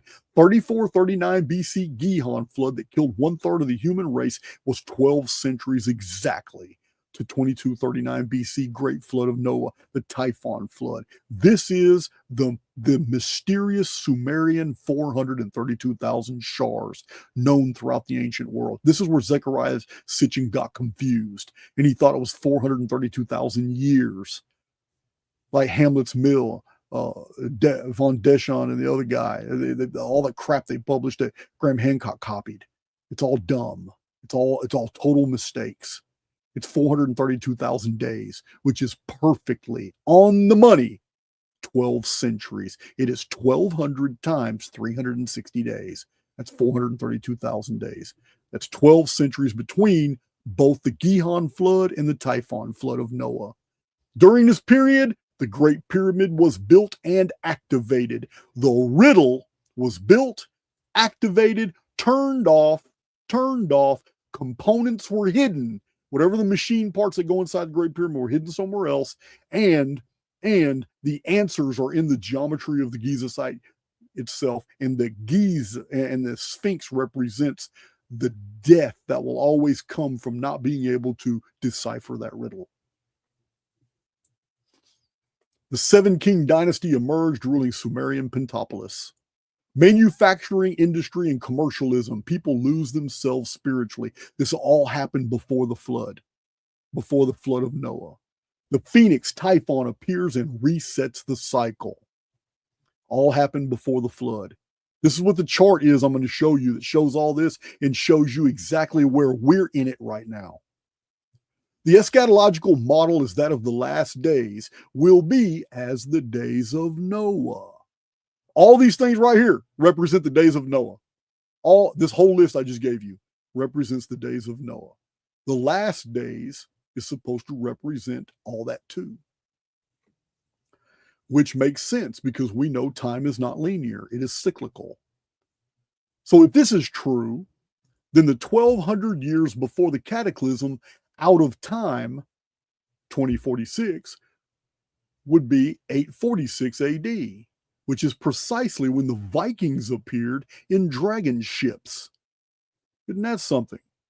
When Christianity reemerged out of the Dark Ages, Dark Age funk, from a weird primitivism involving saints with superpowers, Jesus, Lord of the Mushroom, Christian knights battling giants, lizards, toads, frogs, dragons, winged gargoyles, and huge snails.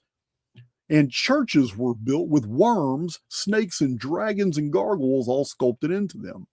The early Viking myths are of giants and reptilian grendels and monsters they frequently fought. That's what the whole story of Beowulf's about. The Dark Ages was a vapor canopy world when humans were barely surviving since 522, when during the Great Justinian Darkness period, the world fell apart from the tertiary and the quaternary field convergences of Phoenix and Nemesis X in 522 AD, which started the Great Justinian Darkness period, which began the Dark Ages. This means that 522 AD was just like 3895 BC Adam and Eve Phoenix reset that started the pre-flood world. That was 456 years to the 3439 BC Gihon flood that began the antediluvian 1200 years to the great flood of Noah. Proof that we are in this looping cycle is found in that 3895 BC being year one of the pre-flood world, 1656 years.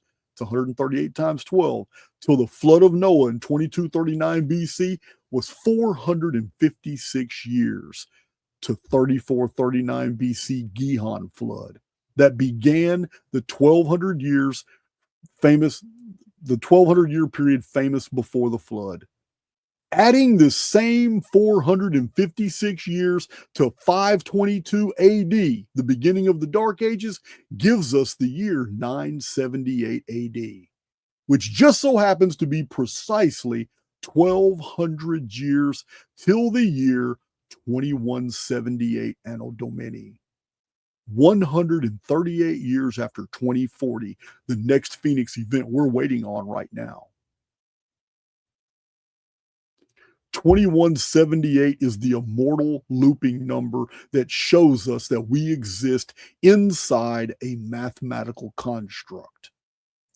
978 AD, Olaf Tryggvason assumes the throne of Norway. He begins expansionism and forces his own kingdom to convert to Christianity. Other Viking kingdoms and regions convert, and the Middle Ages is the new beginning of humanity out of the mysterious Dark Age period.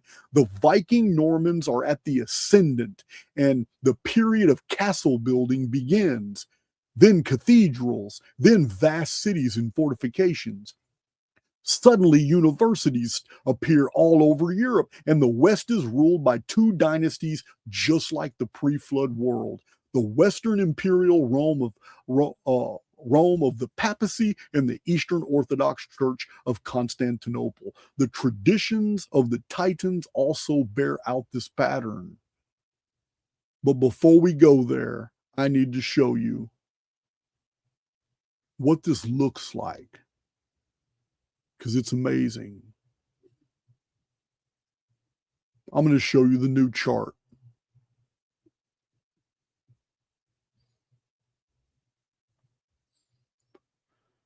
This new chart is so compelling.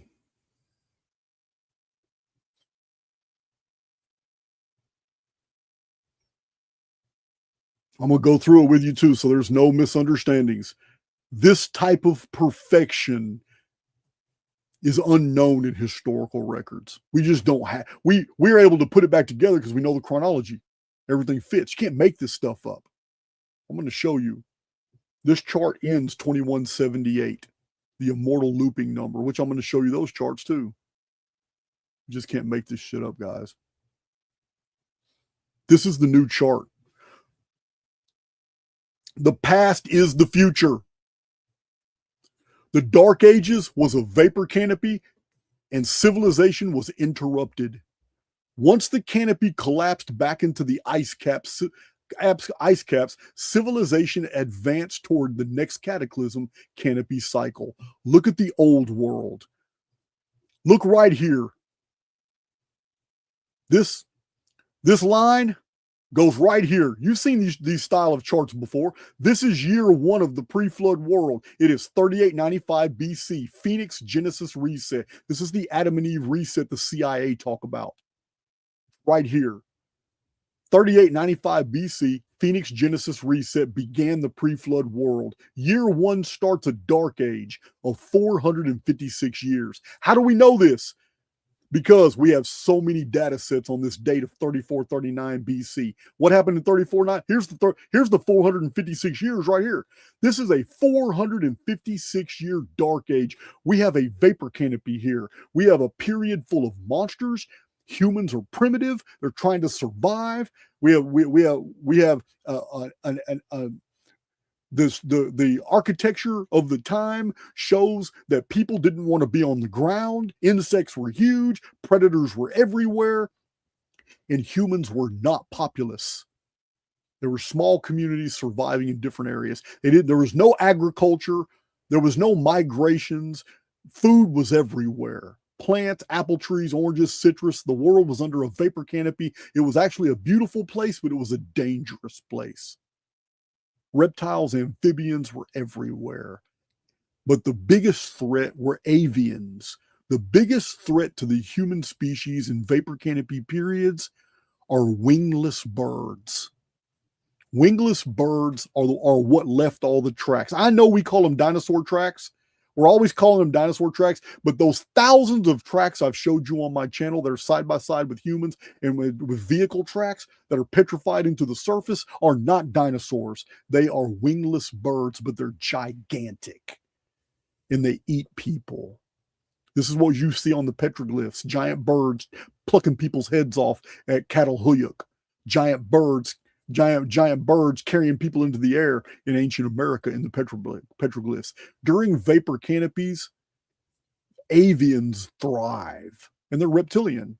They're avians, but they're wingless birds, and they're in herds, and they're dangerous, and they're extremely fast, and they'll rip open a human in seconds with their talons. They were the prime danger. This is why the architecture of the ancient world looks the way it is. They weren't fighting each other. They were keeping large animals out. This is what it was. So this is the 456-year vapor canopy between the Great Phoenix destruction here and 3439 BC, the Nemesis X destruction. Here it is. 3895 BC to 3439 BC is 456 years to the Gihon flood and the arrival of the Anuna. Technologically advanced civilization ends in the Great Deluge 12 centuries later. 456 years of vapor canopy and then 1,200 years of advancement to the Great Flood. This big line is the Great Flood. It is 2239 BC, 432,000 Shars on the Sumerian list. This is the Typhon event, the Great Flood. The yellow circle is 1656 years, as you see down here. From year one to the Great Flood, from Typhon to Typhon is 1656 years. Now, the period in between these two perfect cycles, we're in this cycle here. We're over here at the end of this next cycle. The period is 2,760 years, which is 5 Phoenix cycles of 552 years. The Great Typhon flood, 2239 BC to the start of the Dark Ages in 522 AD is 5 Phoenix cycles. I told you guys to remember this number. Hans Bellamy showed that it was critical to the ancient Maya. They knew this number was critical to their survival, and they memorized it. It was 2,760 years. It's a heptad cycle of the Maya. Here's where that cycle is. So interesting. because Mayan civilization vanishes after this cycle is over. So interesting.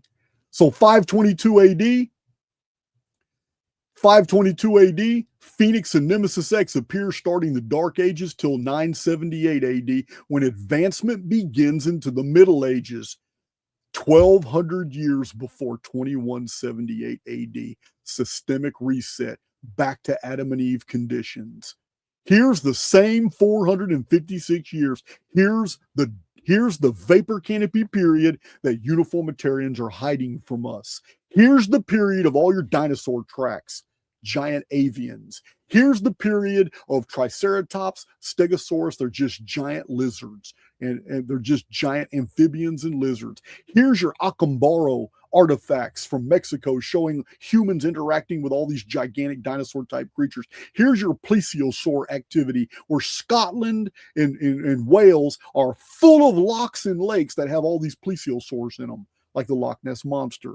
I've showed you maps that show hundreds of sightings in 40 to 50 different lochs. Here's your period right here. The giant snails, giant insects, giant reptiles, giant amphibians. This is your dragon. This is why in Southeast Asia at was it Templeton or Thong? I can't remember, but it's at Angkor Wat, where we have Stegosaurus in the temple, a perfect, anatomically perfect. This is the period where Native Americans were building totem poles. Some of them are found almost fossilized now, that show anatomically correct prehistoric creatures. The Dark Ages, they have dated these. Archaeologists have dated these to the Dark Age period. Here is the period of the Ica stones of Peru. 35,000 stones with anatomically correct dinosaurs. This is your period right here. It is the convergence field of Nemesis X. Remember the video, Parthenogenesis? They told us the truth. During Nemesis events, our world is flooded with soil materials that have eggs, seed pods, larvae, and small versions of reptiles and amphibians that once they're in our world, they grow to huge sizes. The human population is diminished while reptiles, amphibians, avians, and insects take over the world. This is this period here, 456 years. It's the Dark Age period. And it was once this period was over, 978, the Vikings convert to Christianity on a widespread basis. And it's the Vikings, later called the Normans in the historical record, but it was the Vikings that began building the castles, founding the universities, building the cathedrals. They spearheaded it was the Viking Normans spearheaded all the crusades into the Middle East. So this and it's the Vikings that serve the same role as Enki in the Anuna when the 456 years ends here. What is Jason talking about? What happened here in 3439? Fleets of mariners appeared, and they brought civilization. What is civilization? It's building cathedrals, it's building universities, it's building castles and fortifications and cities and literacy. This is what the Vikings did, called the Normans. This is what they did. The exact same thing that Enki is said to have done, Oannes is said to have done, Enoch is said to have done. It's the same thing that Quetzalcoatl, Viracocha, Boquica, Votan was said to have done. Every single one of them. They're mariners. They come from somewhere else, and they once they land and integrate with the people, they begin building civilization. What did the Vikings do? Man, they took everybody's women. Why? Because there was no women on Viking ships. What did the Viking ships look like? They built their ships to look like giant sea serpents to scare off the other giant creatures that they were fighting. Chart makes sense of the historical record, not of what we've been taught, but what we're finding to be true. The past is a predicate for the future. And in this scenario here, it ends in 2178, but we're not there yet. We're still over 140 something years away from that. But the next Phoenix event is coming up. It's third magnitude, 2040, in the month of May. So what does that mean? Let me show you.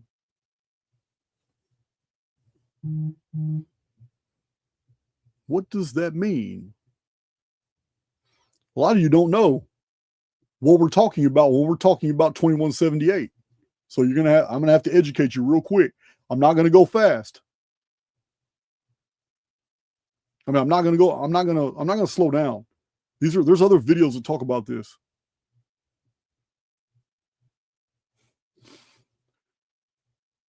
In Archaix, I have documented the calendrical systems, the timekeeping systems that were known in the ancient world. This one here shows the Anunnaki-Ner system of 600-year periods. This one shows the Phoenix cycle of 552-year periods. Here's Nemesis X, which has a 732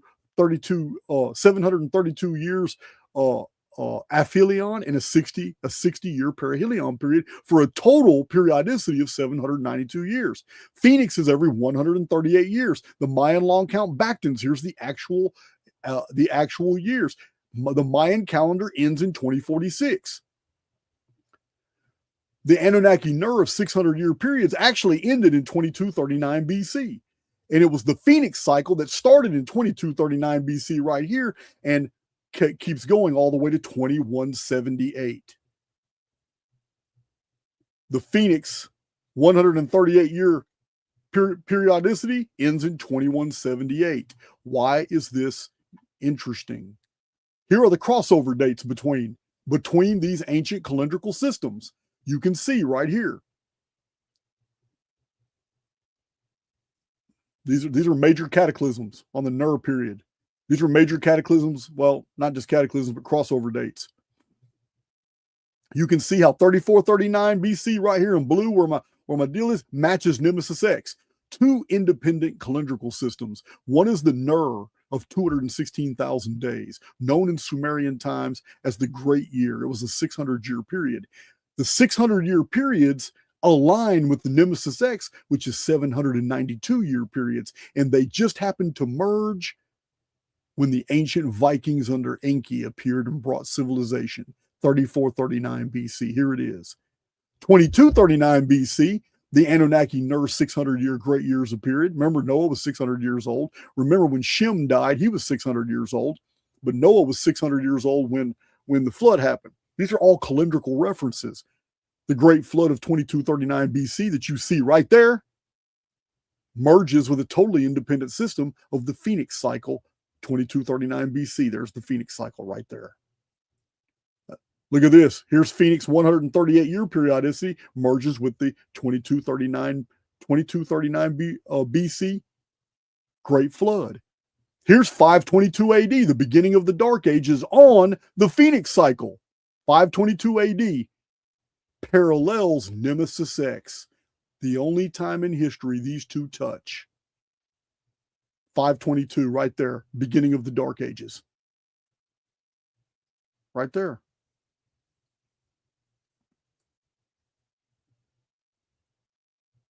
These are all just different charts showing where these calendrical syncs meet and what it means. It's a lot of fascinating stuff here. A lot of fascinating stuff. This is all about the Mayan long count. 2178 is where these systems end. You see down here. All the systems end on 2178 when you reanalyze them using pi and phi. That's what these charts are showing you. Way down here, you can see where 2178, so even the ones that don't end on 2178 still end on 2178 under a different mathematical analysis. So what the hell is 2178? I'm going to show you.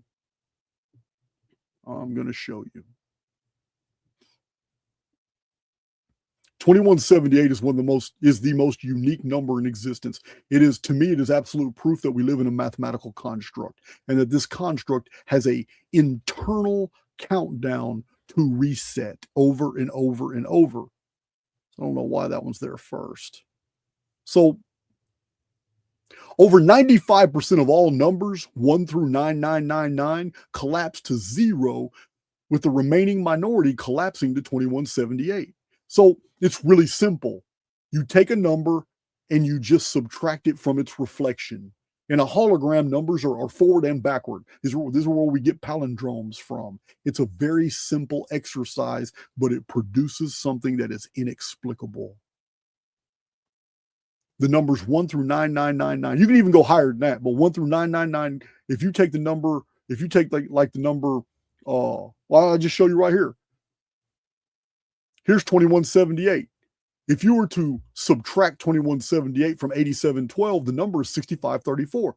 Integers are placeholders that are human constructs. They do not exist in nature. So 2178 minus 8712 is 6534. If I take 6534 minus 4356, it equals 2178. But what is 4356? It's the reflection of 6534. 21778 is the reflection of 8712. It becomes this number, 6534. But 6534 reflected is 4356. Well, when you subtract them, it becomes 2178. Ad nauseum, infinity, forever. It'll never change. Once any of the numbers in existence collapse to any one of these four permutations, which is 2178, and then 4356, and then 6534, and then 8712. Every one of these numbers all collapse to 2178. But even more mysterious is that every one of these numbers is 2178. 4356 is 2178 times 2. 6534 is 2178 times 3. 8712 is 2178 times 4. And these numbers will loop forever. And it's the only number in existence that does it. Every other number either funnels into this loop or collapses to zero.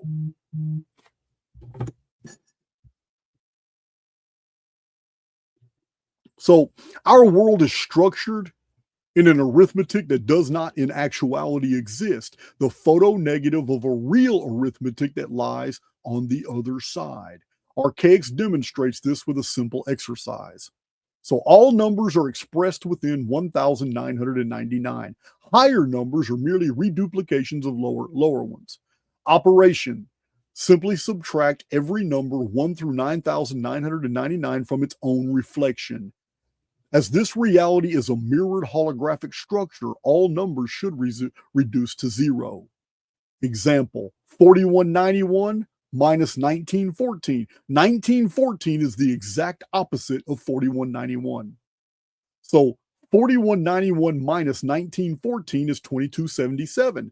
So 2277 minus 7722, its opposite, its reflection, is 5445.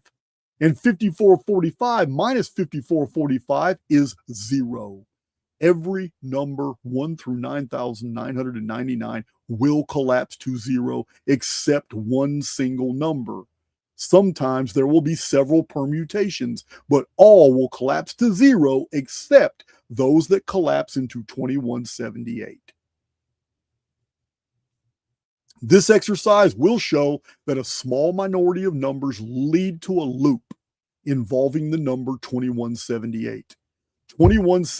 2178 minus 8712 is 6534, and 6534 minus 4356 is 2178. An eternal loop. It's the only number that does it. Even the numbers of the loop itself are all multiples of 2178. That's also a mystery. 2178 loop reveals that our arithmetic is virtually non-existent and collapses to 0 upon scrutiny, except for 2178, which moors our experience to something else. 2178 is also 138 more than 2040, which links it to the Phoenix phenomenon or reset protocol.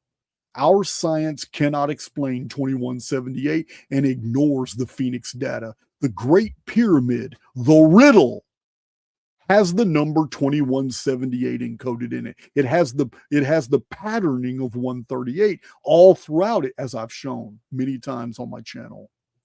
Perhaps it is time you started paying attention to the Archaix research. 2178 is the reset. Here's 2040 we're waiting on now. 2178 is when this whole entire thing resets. 2178, Phoenix ruin, total systemic reset right here.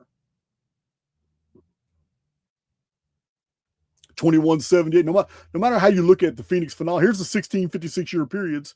No matter how here's the last one, started in 522. Dark Ages began 1656 years to 2178. 1,000 years ago, Rashi wrote that the world is destroyed every 1656 years. Told you guys, you just can't make this stuff up.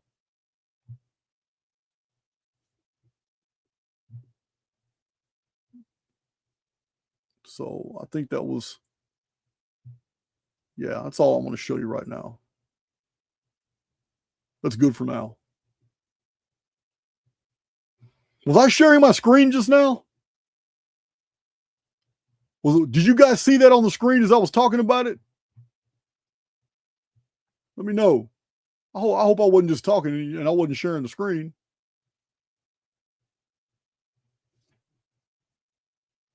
You're telling me I was not sharing the screen when I was oh my God.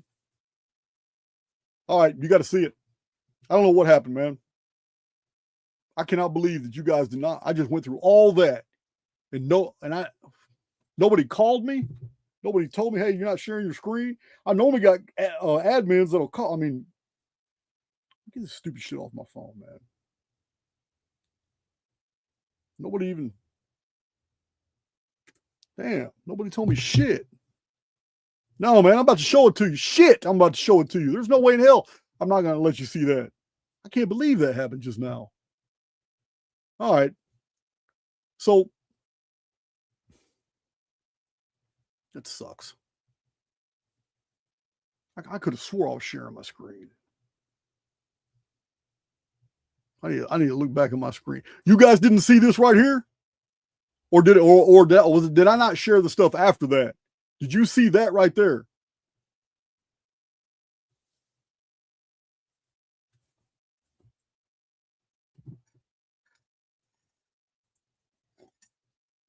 Okay, you saw this part. Good. So I don't have to share all that. Good. You saw all these. You saw me talking about these. Good. Awesome. So we need to go.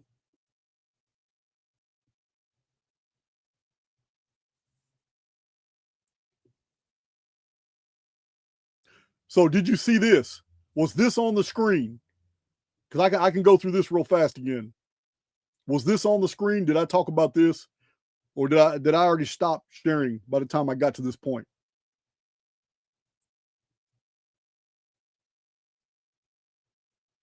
You see, you switched to doing the 2177. So no, y'all didn't see that. Good. Cool. All right, look, 95% of all numbers, 1 through 999, collapse to 0, with the remaining minority collapsing to 2178.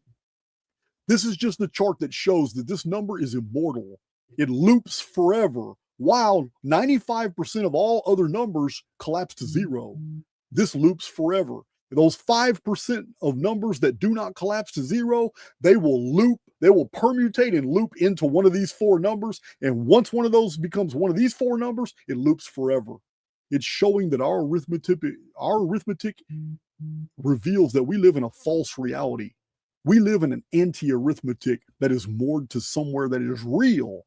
And it's through that portal of 2178. We're not in it, but we can perceive where all this is being generated from. Through that 2178 portal is the origin of all our arithmetic. But our arithmetic, upon scrutiny, reduces almost to 0, showing that this is not a real reality at all. Also, the Nemesis X calendar, as I've shown on many charts, is 5,544 years in length. 792. It's 792 is the periodicity. But the total timeline for Nemesis X is 5,544 years, which collapses to 2178. Also, 1584 is two visitations of Nemesis X. 792 plus 792 is 1584. It too collapses to 2178. Here's the information I read to you. Our world is structured in arithmetic. Here's the numbers. You don't have to reread all this. I'm just showing you that here's the chart. If you guys want me to, I will do a community post and I'll put all these 2178 charts in there for you to see. I post them about every 6 months. I repost them.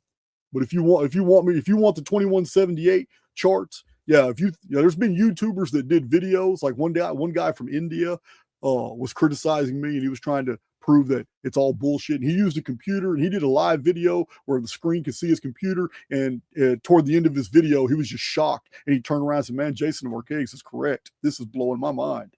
He says this number will not collapse, and all other numbers do. And that's how he ended his video. But yeah, I discovered this in prison with a calculator and a pen, and it blew my mind. Let's see. All right, there's the chart showing 2178 at the end. 2178 again. Here's the 1656 years. 2178 at the end. There's the Dark Ages. 522 starts there. I want to get through these charts to continue this presentation. So y'all didn't miss much. You didn't miss much at all. But if you want, I will post I'll post the 2178 charts on Twitter, which will appear in the Underground, and I'll post them in the community so you guys can get them again. Those charts are fantastic. They're awesome. They are awesome. So we have in our iteration of the timeline, which is nothing but an unfolding of a template that already happened in the ancient world that we've already put back together. A 456 year, it was a destruction of the world. 456 years later, a vapor canopy collapses, and now all the ice builds up. We have proof with the Lost Squadron. I just recently showed my community the Lost Squadron of World War II aircraft that had to do an emergency land in Greenland. Guys, when it was found in 1992, those planes were under 268 feet of ice cap. Well, it's real easy. It's real easy to extrapolate how long it's taken for snow to fall and for that ice cap to build. It's real easy. 268 divided by the 50 years that those planes were there, buried under 268 feet, is like 5.5 inches. So it's like 5.5 inches a year or something like that. I can't remember. I did the math. I don't remember. I don't even care. I did the math on X and I posted it, but it just blew my mind. It blew my mind that when you go by 5.45 inches or 5.56 inches, whatever it was, it blew my mind that it means that there was no ice in Antarctica or Greenland in the Dark Ages. It's impossible by that deal. So you have to understand, uniformitarian model of the ice caps and how they were built over tens of thousands and hundreds of thousands of years was all invented in the 1800s and slightly modified up to the 1930s, where it's remained static. Before those planes from World War II landed and were found 50 years later under 268 feet of ice. Changes everything. It's just another proof that uniformitarianism is dumb, stupid. But yeah, just goes to show you why we have maps of an ice-free Antarctica. Why? Because we mapped it. That's the only reason the maps exist. It's not Graham Hancock's version. They're not copies and copies and copies and copies and copies and copies going back before we ever had stone copies of cuneiform, before we had anything at Göbekli Tepe, before Göbekli Tepe was built. They're not copies and copies and copies and copies going all the way back to his version of Atlantis. They're not copies and copies and copies going all the way back before Atlantis to the Younger Dryas Impact Area. None of that. None of that's true. They're just copies of Dark Age maps. When mariners, the Vikings, who are a part of our timeline iteration, the Vikings are the ones that brought civilization, brought the strength, brought the manpower, were slaying all the beasts, all the grendels, which were reptiles. They were slaying they were doing everything, they were coming out of the Dark Ages fighting. Their ships were dragon ships. And the rest of us were all just barely making it in small communities. And when the world became a safer place and the vapor canopy collapsed, we started our churches And our churches were very primitive. 500 years before, they were very advanced. We had developed apologetics. We had all kinds of badass church documents and councils, but not during the Dark Ages. After the Dark Ages, though, Jesus was Lord of the Mushrooms. Saints had X-Men abilities. Yeah, we had, in our artwork, we got knights fighting lizards and giant snails. The Vikings in our timeline served the same purpose as Oanni and Enki and Enoch and the mariners that appeared in the pre-flood world. The timelines are mirroring each other perfectly. Why? Because of 2178. We're on an effing loop. That's why. The traditions of the Titans. Oh, let me share my screen.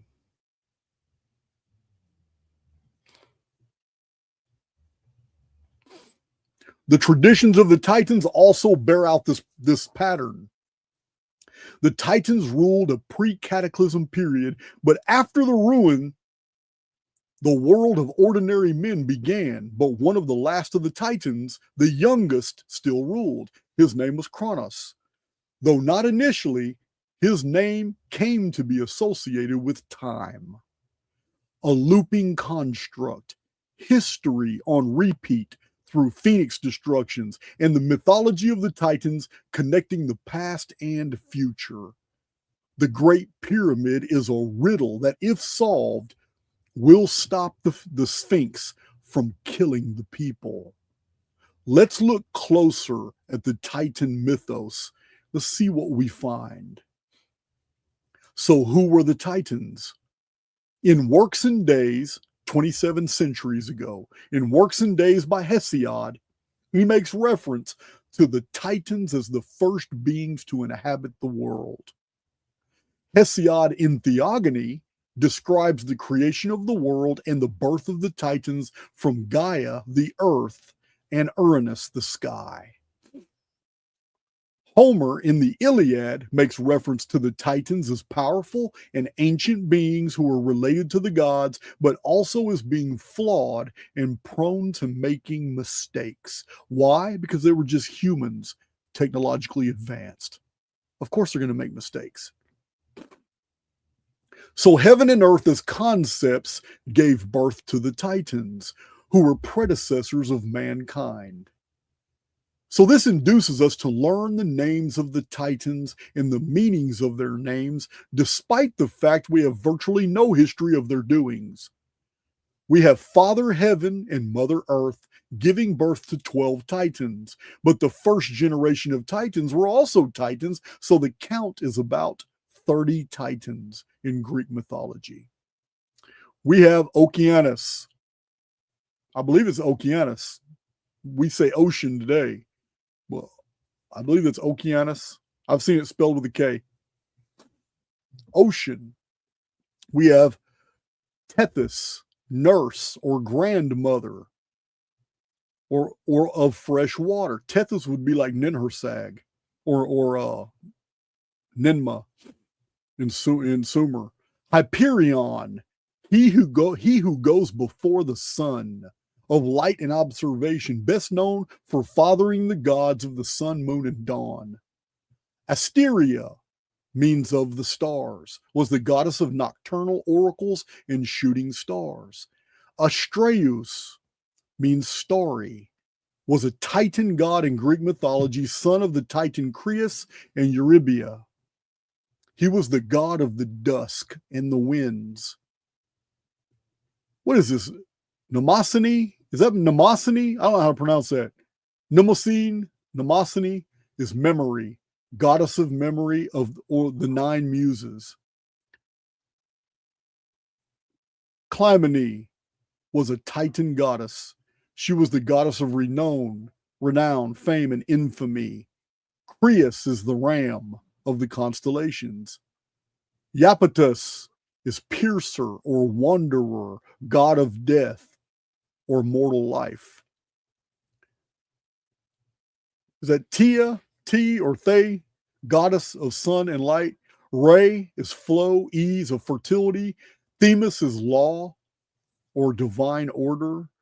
Phoebe is bright or pure of prophecy and intellect.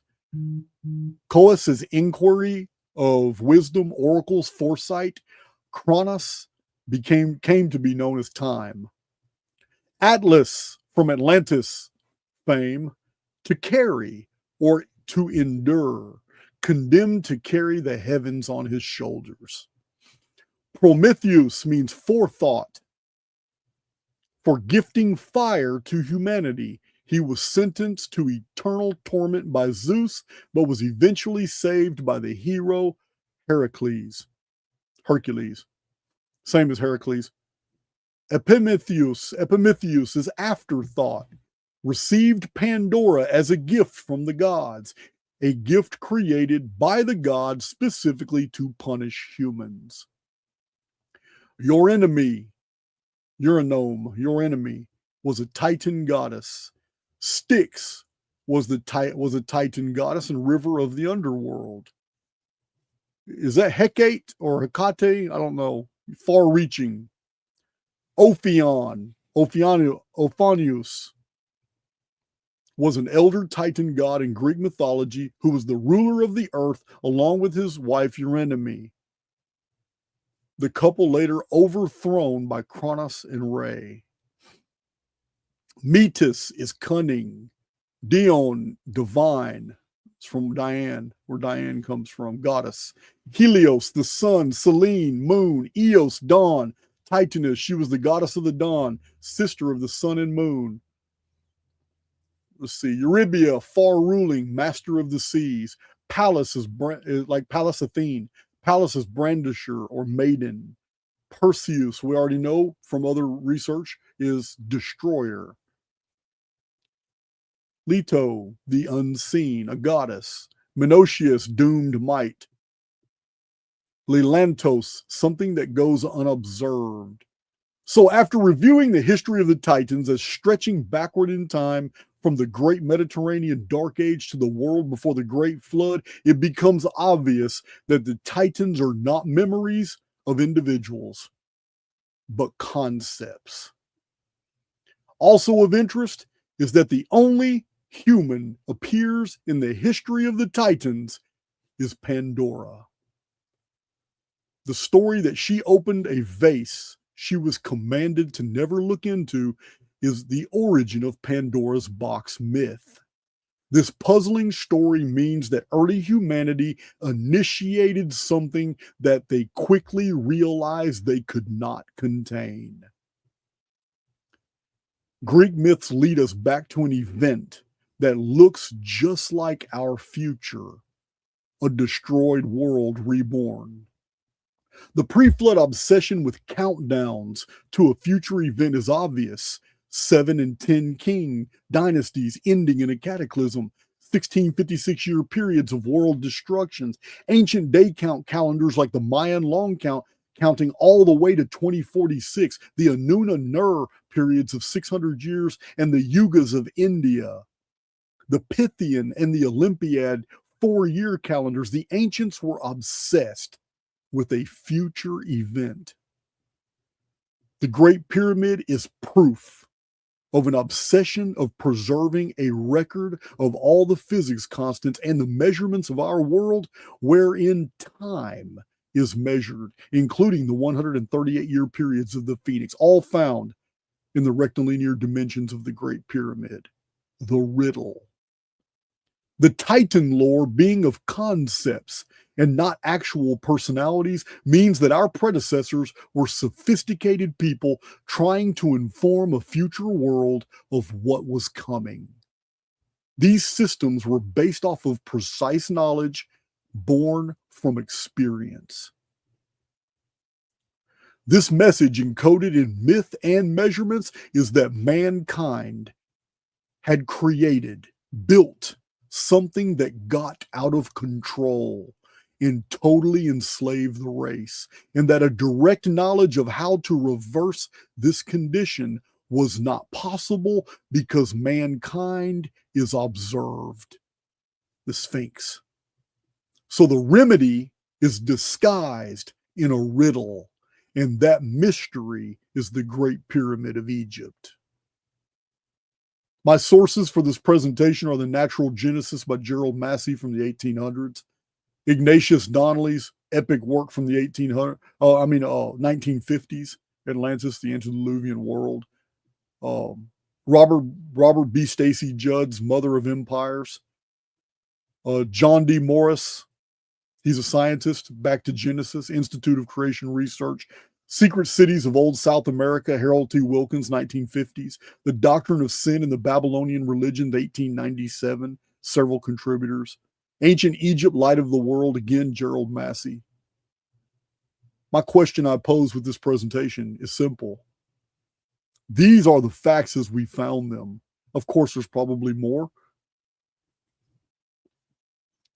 But do you see a scenario here where we, in the ancient times, developed systems of conveying information through timekeeping systems and through myths and legends, that a future intelligent body politic can be able to decipher that material and realize that these things have something to do with that structure in Egypt?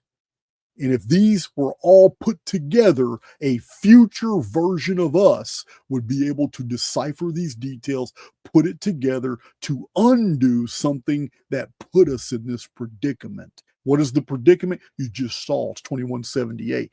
We're not in a real reality. Somewhere down the road, something hijacked reality, and we jumped rails into a falsified version of reality. And the arithmetic that governs us right now, which is programming, that arithmetic reveals to us that nothing here is really real, and that somehow we jumped tracks. And yet, a past version of us left us all the information, but it has to be deciphered. Because while we're on this track, we're observed. And what is observing us has an ego, and it's always watching. That ego is represented in the eye above the pyramid. It's not truly supposed to be there, but it's guarding over everything in the construct, trying to watch and observe and make sure that no one approaches the Sphinx and deciphers the riddle. That's my presentation, guys.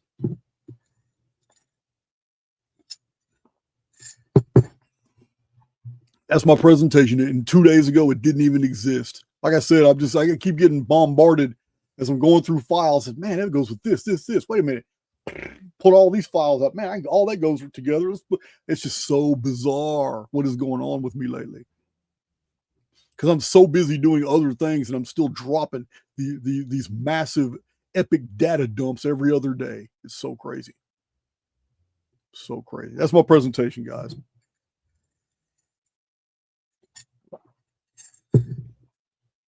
In the entire history of the Titans, Pandora is the only human mentioned. And the story of that only human is that she opened something she couldn't close. So, kind of makes you wonder, are we a present version of the past? Are we about to start something in our own technological advancements that once we initiate it, we are going to lose control? We are not going to be able to contain this. That's my presentation. That's it. So, Baby Phoenix shirts. You guys know, I don't ever advertise a lot, man, but I got all kinds of shirts and mugs and stickers and posters and thumb drives full of all kinds of different data, all in the Archaix store. The link for the Shopify store is in the description box right now. But yeah, I can't believe I got through that. And I'm going through more of these books. You got a whole stack. I got all these books I have to go through. There's so many gems in here, so much good stuff, especially the book I'm reading now. Holy shit. This dude's theorizing that we sanitized the world after a cataclysm because suddenly the world was full of giant avians, lizards, reptiles that were so dangerous that we had our technology and we spent some years just going over the world, corralling all these creatures and blasting them. This is so bizarre. That might be my next video. I don't know. I got to get through this book. No. It's just, man, it's so bizarre. Otto Chenault, Jeffrey, how you guys doing? Debbie, good vibes, Lacey. I see you. Yeah, merch, great stuff. Hell yeah, Nanny Boo Boo. It's all good stuff. Pamela Swan, how are you doing? You still in Texas? Yeah, man. It's crazy everything we're uncovering, and it's at rapid pace. It's at rapid pace. I can't even organize my website fast enough where all the new videos coming in. It's like, damn, yeah, man. Y'all can thank Shanta. Shanta broke me free of the shill war. And speaking of the shill war, look, guys, don't email me or make these dumb comments talking about, I thought you were done talking about Hancock. Stop it. I was releasing whole videos against these guys. I'm allowed to mention them when it's relevant. So don't try to police me. I've already kind of got offended with some of you because it seems like, especially accounts I'm not familiar with, all of a sudden telling me, oh man, yeah, it's good. It's so good. Yeah, I feel like you're from Gaia. I feel like you're probably somebody who works for Gaia getting in my chat talking about, oh yeah, it's good that you don't do that. Man, shut up. Try to hear that, man. Yeah, man. I almost went full tilt rant the other day because I saw so many accounts I've never seen before that were all encouraging me to stop. Oh, yes, listen to Shanta. I was like, oh, yeah, I see what's happening here. But it's okay. It's all good. What we got going on here? Well, that was a Phoenix intro, so let's do a badass Phoenix outro. How about that? Love you guys.